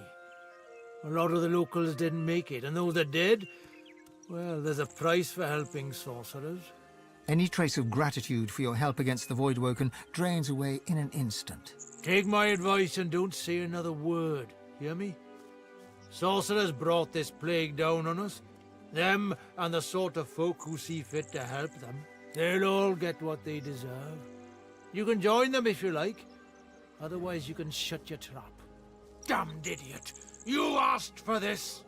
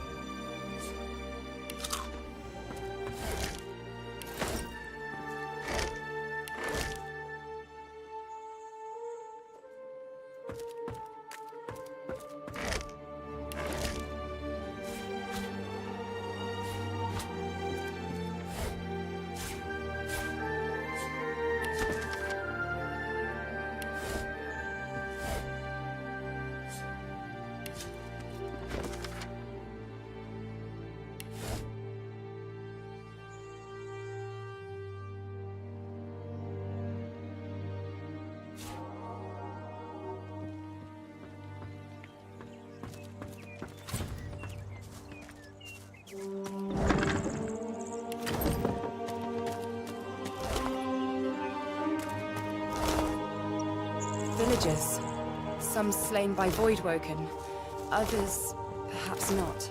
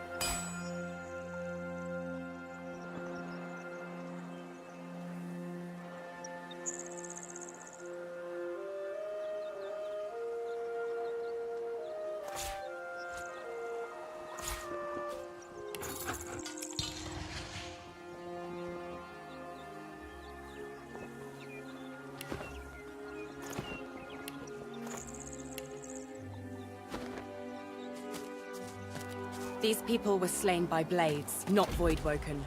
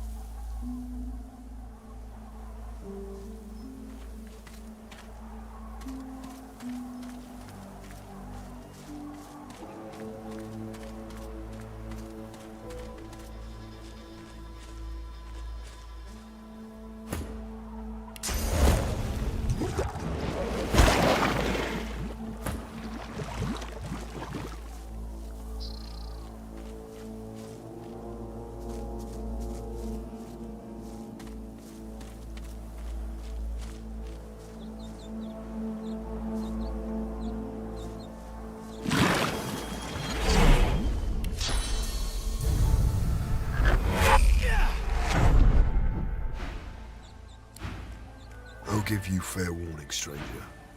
Turn around and get out of here unless you want to end up like this treacherous filth. He throws a kick into the ribs of a nearby corpse. What they did deserved a lot worse than what they got. This lot were sorcerer sympathizers. Good Magus has died thanks to the one they were hiding. He gestures around at the Voidwoken wrought destruction in the area. They forced our hand. We've got to do whatever's necessary to hold the rot at bay. Fool, you could have just walked away.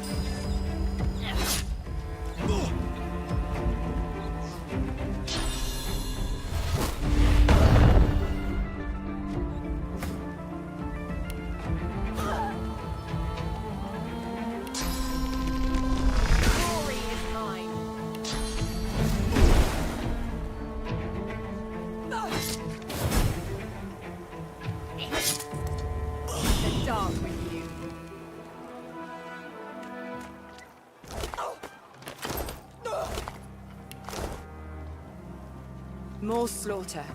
Killed by Voidwoken, who were killed in turn themselves.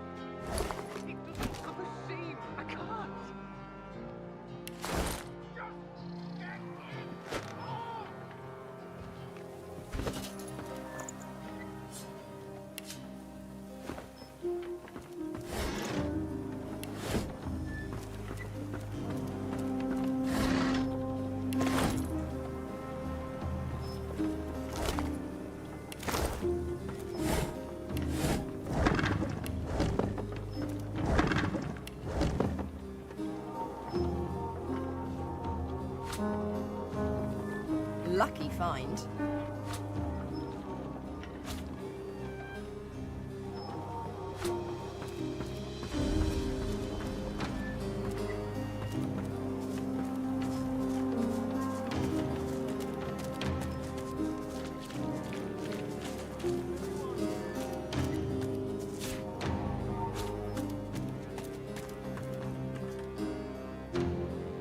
The woman tearfully stretches her bound hands towards you. The grieving mother manages a thin smile, even as tears stream down her ruddy face. Thank you, stranger. She blinks out more tears, then rubs them away with the back of her hand and puts on the bravest of faces. To lose a child. It's a mother's worst fear.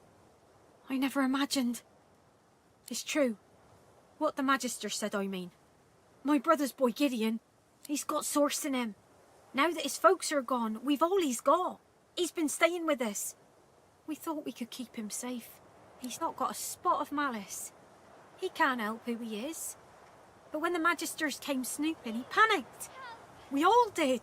She glances at the Magister corpse and shivers. Another tear drips down her cheek. Shouldn't have let that Hanag woman near Gid. She said she could teach him, but that's when all the trouble started.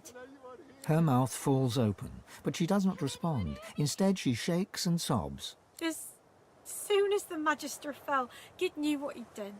He didn't even struggle when they dragged him away. Gods know where they took him. I've already lost more than I can bear today. I pray to the Seven I haven't lost him too. You will? Oh, bless you. Bless you. She ekes out another thin smile. Make sure he's safe. And if you can, bring him back to me.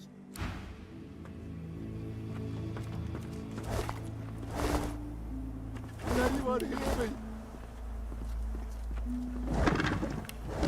My thanks, stranger. But please, don't go. Not yet.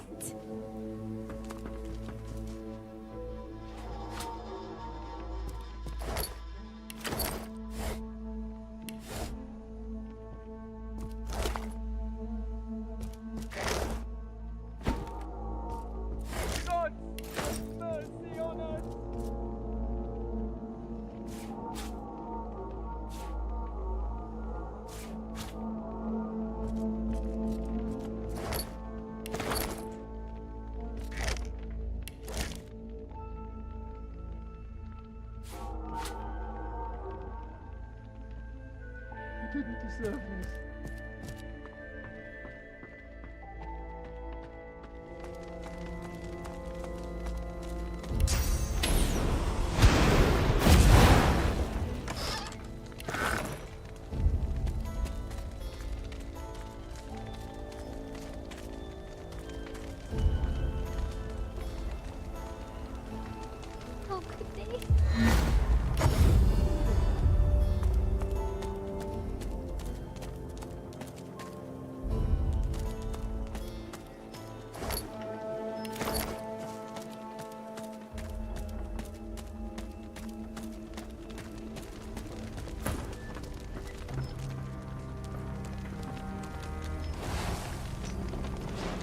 Come out, sorcerer. No harm will come to you. When he comes out, lads, kill him. He turns towards you. Then he breathes deeply through his nose, his tongue extended, as if he were tasting the air.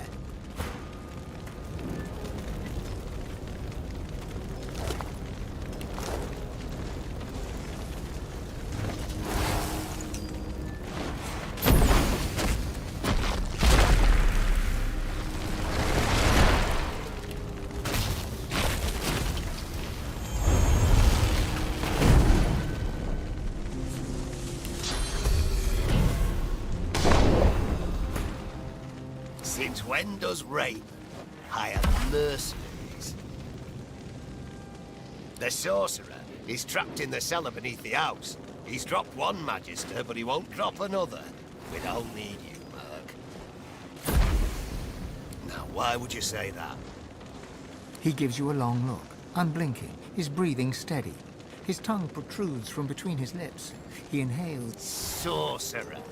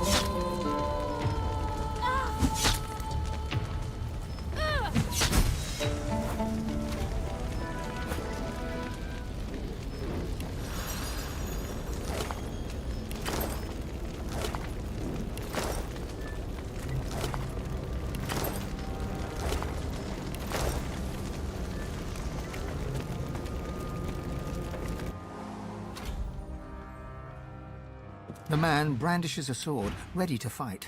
A curious weapon, simple but weighty. It seems out of place in the hands of a simple worker, if that's what he is. You have your doubts, for the sword exudes an evil power. Back, Magister, or I'll cut your guts for ribbons like I did the last fella. The Magisters are dead. What? All of them? And you did that? I don't know whether to thank you or fear you. You have them. And with that, I shall leave. What do you want? You can have anything you find in this house, but there ain't no money. Do we look rich to you? He gives you a stiff salute, then climbs the ladder to face his destiny.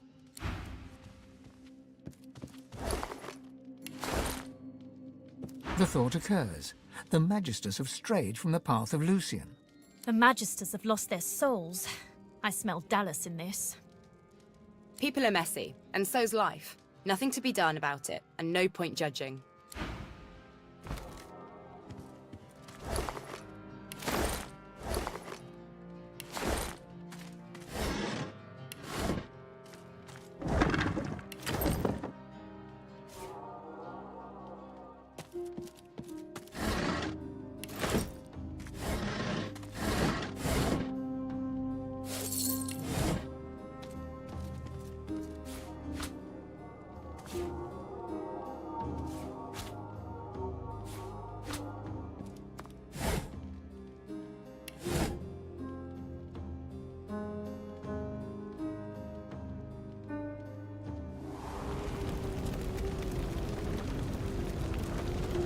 This was my father's house. He sighs. Well, there's nothing left for me here. If he were the crying type, he'd shed a tear, but that doesn't seem to be his way. You...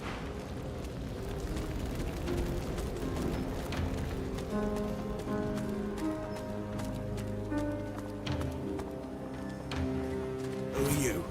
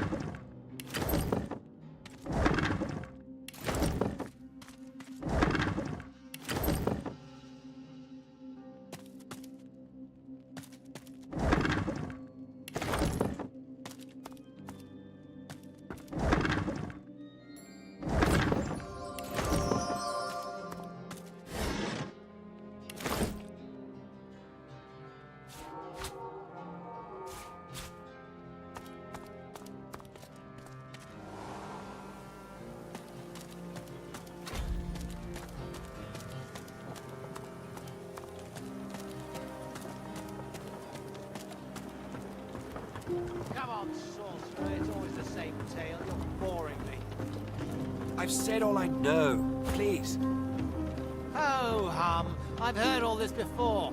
You really need to work on your story. Don't toy with me, sorcerer. You know where your mistress is, and I know you know it. So talk.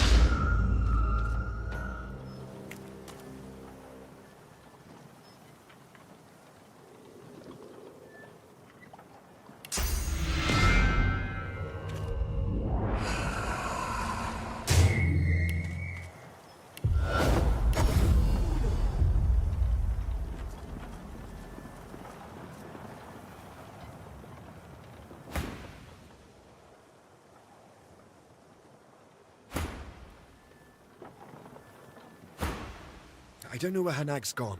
I'd tell you if I did. I swear on my father's grave. Oh, he swears. Did you hear that, everyone? He swears. Why, that's almost as good as a pinky promise. The White Magister swiftly pivots towards you and draws his blade. Did you come for the show, lizard? Good timing. The interrogation scene is over, so we're almost at the climax. Well, aren't you just a walking encyclopedia of knowledge? I took no pleasure in it, but when Dallas wants it done, it gets done. If not by my hand, then another's. Poor Gareth. The order was never for him. His conscience is too strong. He'd rather be good than right. The sorcerer fidgets, and you notice a thin dagger resting in his palm. He slices away a bit of rope, then looks at you, eyebrows raised. I like Gareth. Really, I do. But he took his path and I took mine. I know what I see. I see a world burning. And its sorcerers lighting the fires. When I see the flame, I'm putting it out. I've got the problem hanging over there. He wiggles his unsheathed blade as if it were a child's toy. And I'm holding a quick and easy solution. The hanging sorcerer winks at you and cuts another segment of rope. He'll soon be free. Well, she... His eyes narrow. What are you playing at? The White Magister spins on his heels, just as the hanging sorcerer breaks free of his bond. A plot twist. I love it. Keeps things interesting. Damn you. Damn all of you.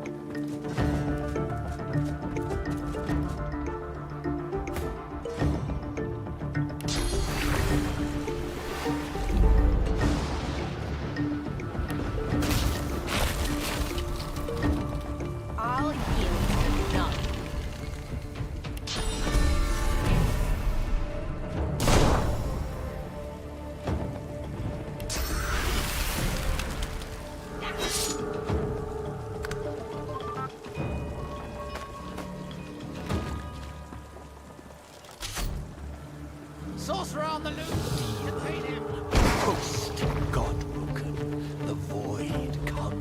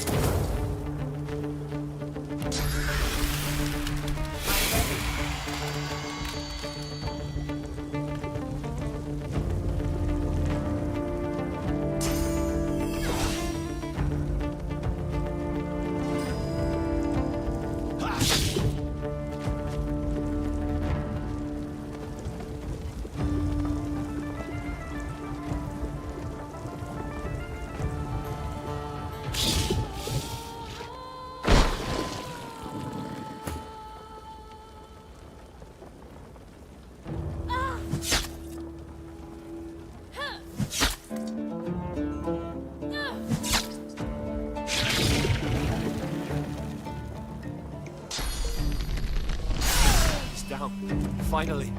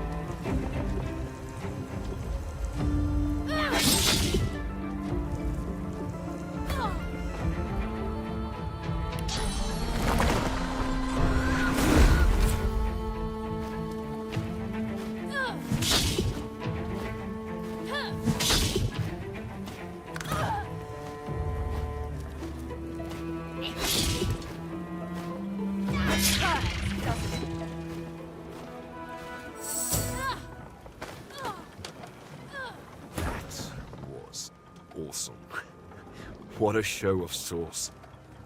You'd give Hanag a run for her money. He pauses a moment, and the amazement fades from his face. On your way here, did you see my family, by chance? My aunt and uncle, my cousins, little Henrik? Gwydion exhales slowly, evenly. I have to go. They're in danger. If they're still alive. The sorcerer waves goodbye, revealing the rope burns on his wrist from where he'd been bound and hanged.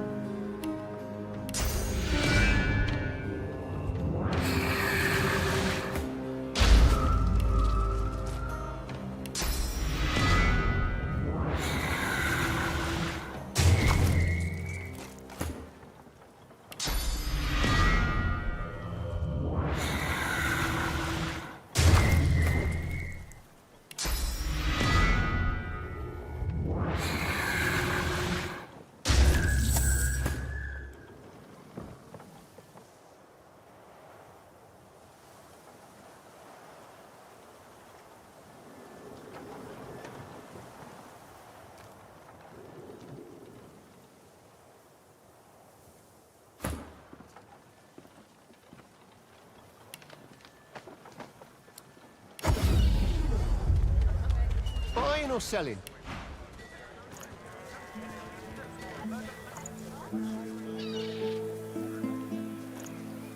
Your fish stinks of the void. What kind of rat would sell such filth?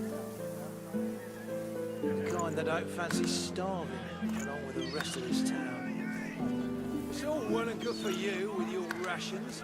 We've got to take what we can get. Keep talking, Paul, for you'll end up eating sawdust from a cell floor. Ah. You're safe among friends. Never forget.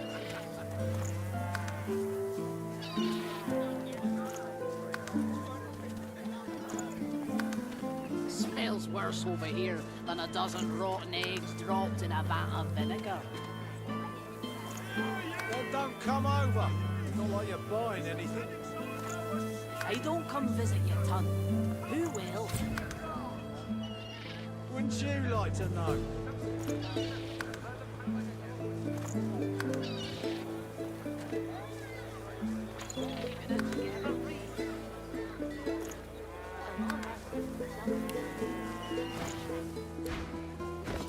You're safe among friends. Never forget.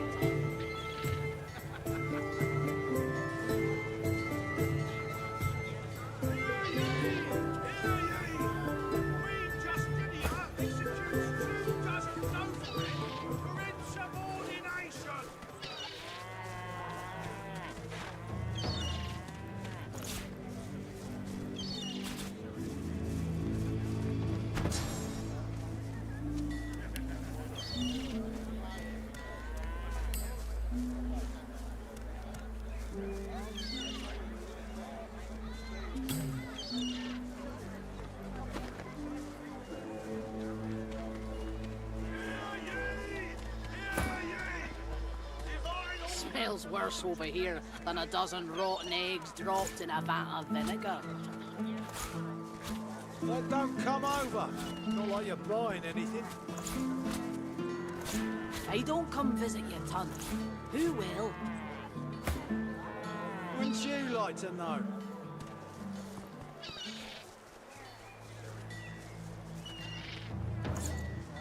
Keeping it together, Reed. I'm all right, as long as you're safe among friends. Never forget it.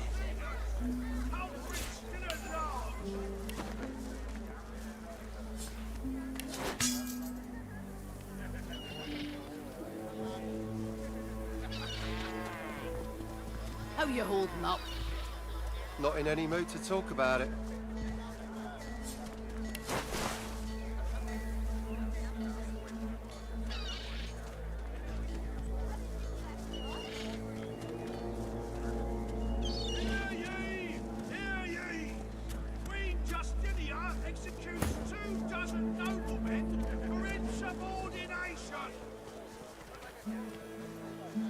Keeping it together, Reed.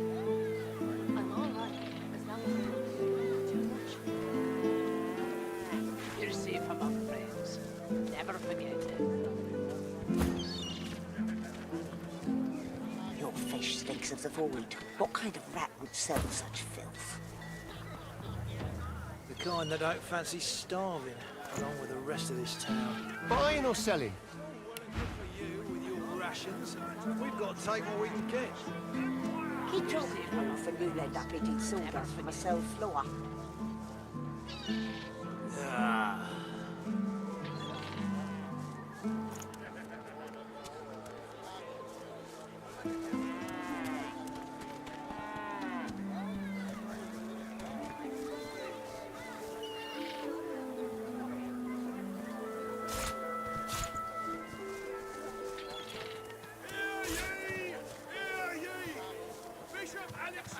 Was slain by seekers!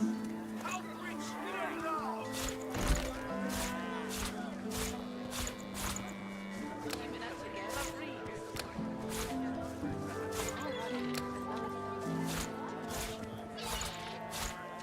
You're safe among friends. Never forget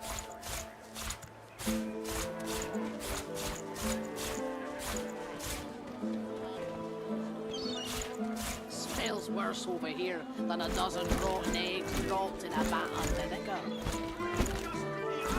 Well, don't come over. Not like you're buying anything. I don't come visit your ton. Who will? Wouldn't you like to know?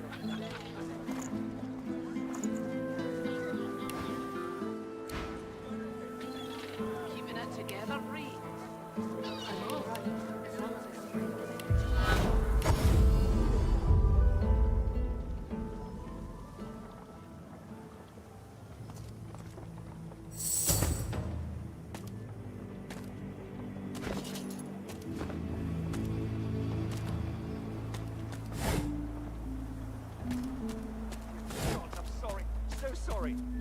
I'm glad I still have people I can call family. But I know we can't stay here. The Magisters, they'll come back. They always do. So, farewell. He responds with a weak shrug. Away from here. Away from Driftwood, away from Arx. Away from all of this. I'd ask Hanag. But it seems she's deserted me. Deserted my family. I have no idea where she disappeared to. Maybe it's best, I don't know. He turns wordlessly and takes his first steps towards a new life. You're alive! Thank the seven! I'm glad to see you too. But, Henrik. Gid, look at me! We can be strong again! We have to be.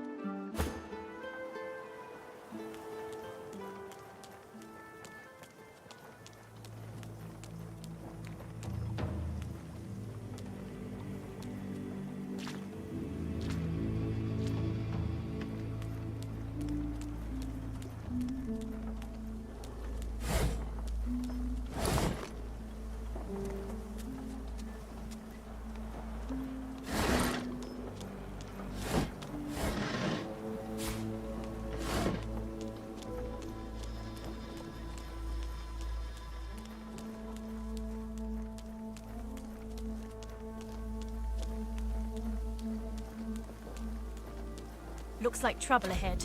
The Divine Order kind of trouble.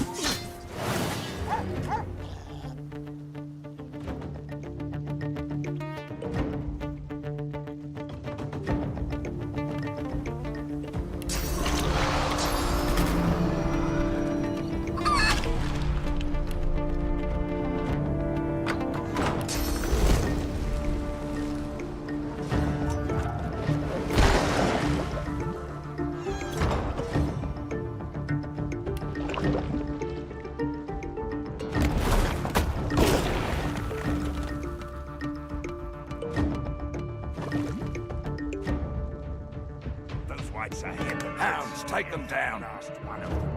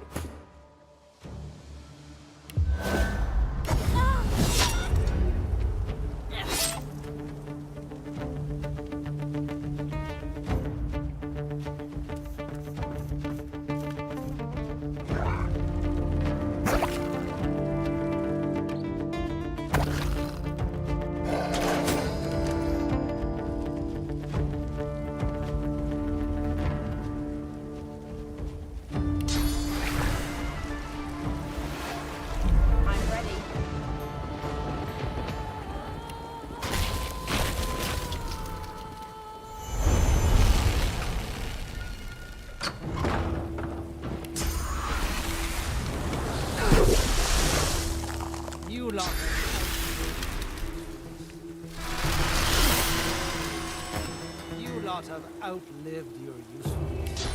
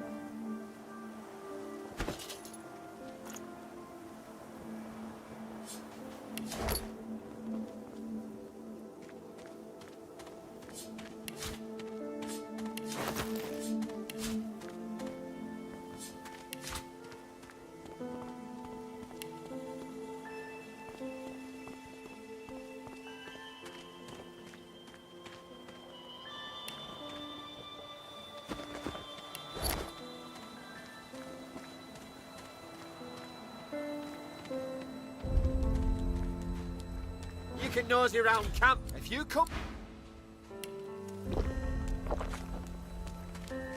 Watch yourself.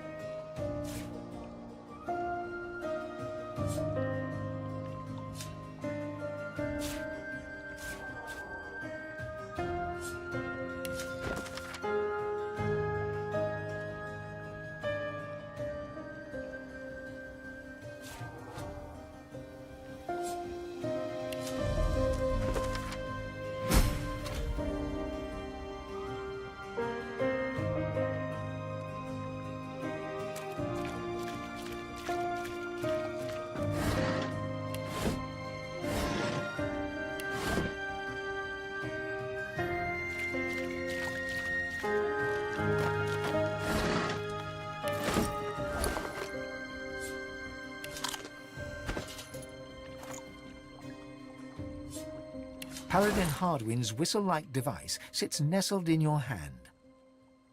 Wings flutter. A war owl swoops. It plucks the letter from your hand and flies away.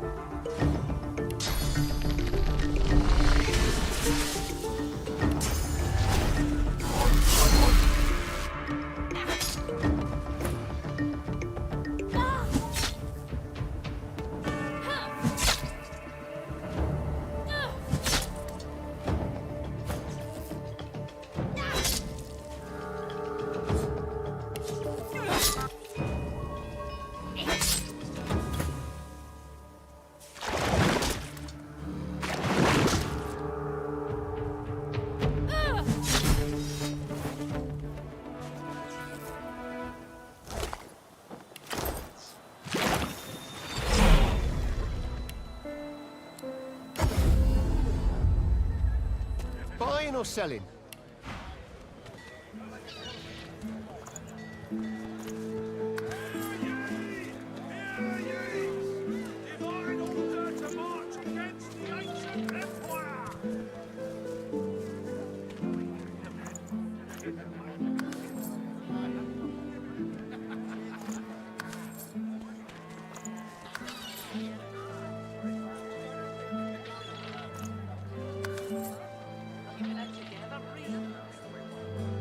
Your fish stinks of the void. What kind of rat would sell such filth?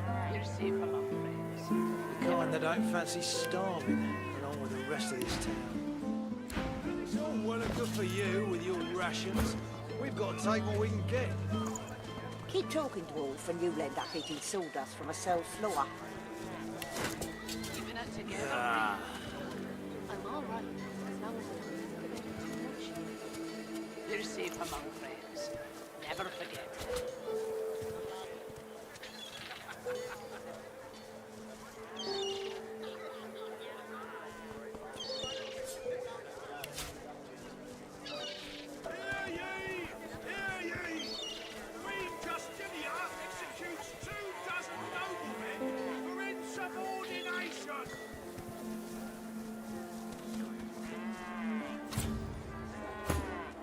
Buying or selling?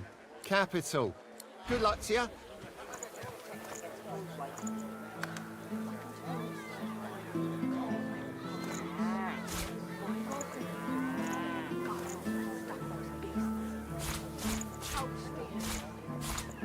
Smells worse over here than a dozen rotten eggs dropped in a vat of vinegar. Then don't come over. Not like you're buying anything. If I don't come visit your ton, who will?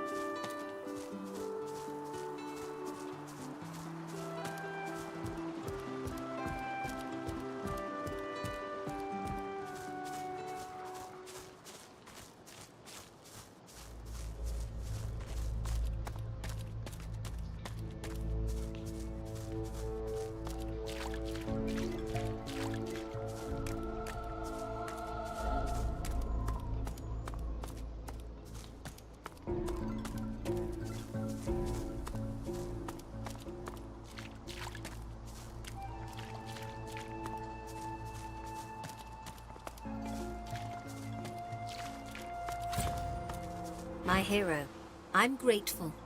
What news of Gwydion Rhys? Have you found him? I am relieved to hear it. You have my thanks, and you shall have my help. I can give you a greater understanding of your source. I can increase your powers. I can show you how to take the source from the world around you, from the animal world, the creatures of the forest. All living creatures have their small share of source. You may draw it to you, and I will show you how. You shall gain much in power, but they will lose it all. They die. A feeling rises from deep inside you. The sentiment is clear. The animals must die to serve your god. You must not falter. You must do what must be done. You must serve your god. A roar of frustration from deep within you shakes you to your core. As you wish. You have a good heart, my friend. Better that than one which rots. But yours, I fear it is too good. I leave you with my thanks. With a nod of respect, she turns away.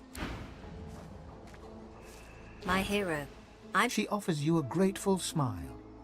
I shall return home to the Empire when the Magisters have cooled their ardor. For now, I'll hide out here. It should be safe enough. She gives you a shy smile. It's little good. I went to Paradise Downs to teach a young sorcerer, Gwydion, but the Magisters came for us. We fought them off, and our source drew Voidwoken. You may blame the Magisters for the horror. Responsible? No. I have regrets. If the Magisters had not come, it would have not happened. It is not our fault that our talents draw the void. We are not the problem. We are the hope. I was on my way to where I thought that I might find a friend, of whom I'll say no more. The Magisters trapped me, and it appears I did find a friend. Just not the one I'd expected. My crowning glory, and the millstone around my neck. Yes, I made the bomb. I served Lucian as best I could. I gave him what he asked. Would I do it again? No, I would not. I owe you a debt. It must be repaid. She opens her hands, and between them opens a tiny portal. A book drops from it. She catches it and hands it to you. I bid you farewell.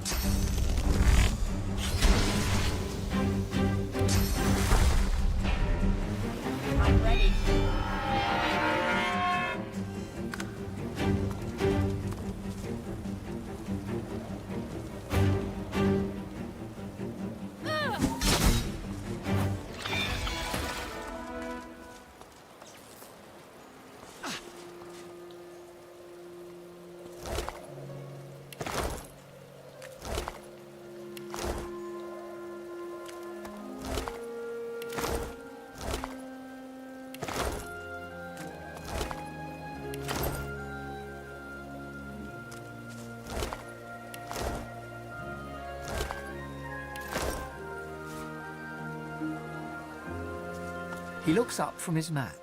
Your war owl came. I confess, I had no idea just how grave the situation had come to be.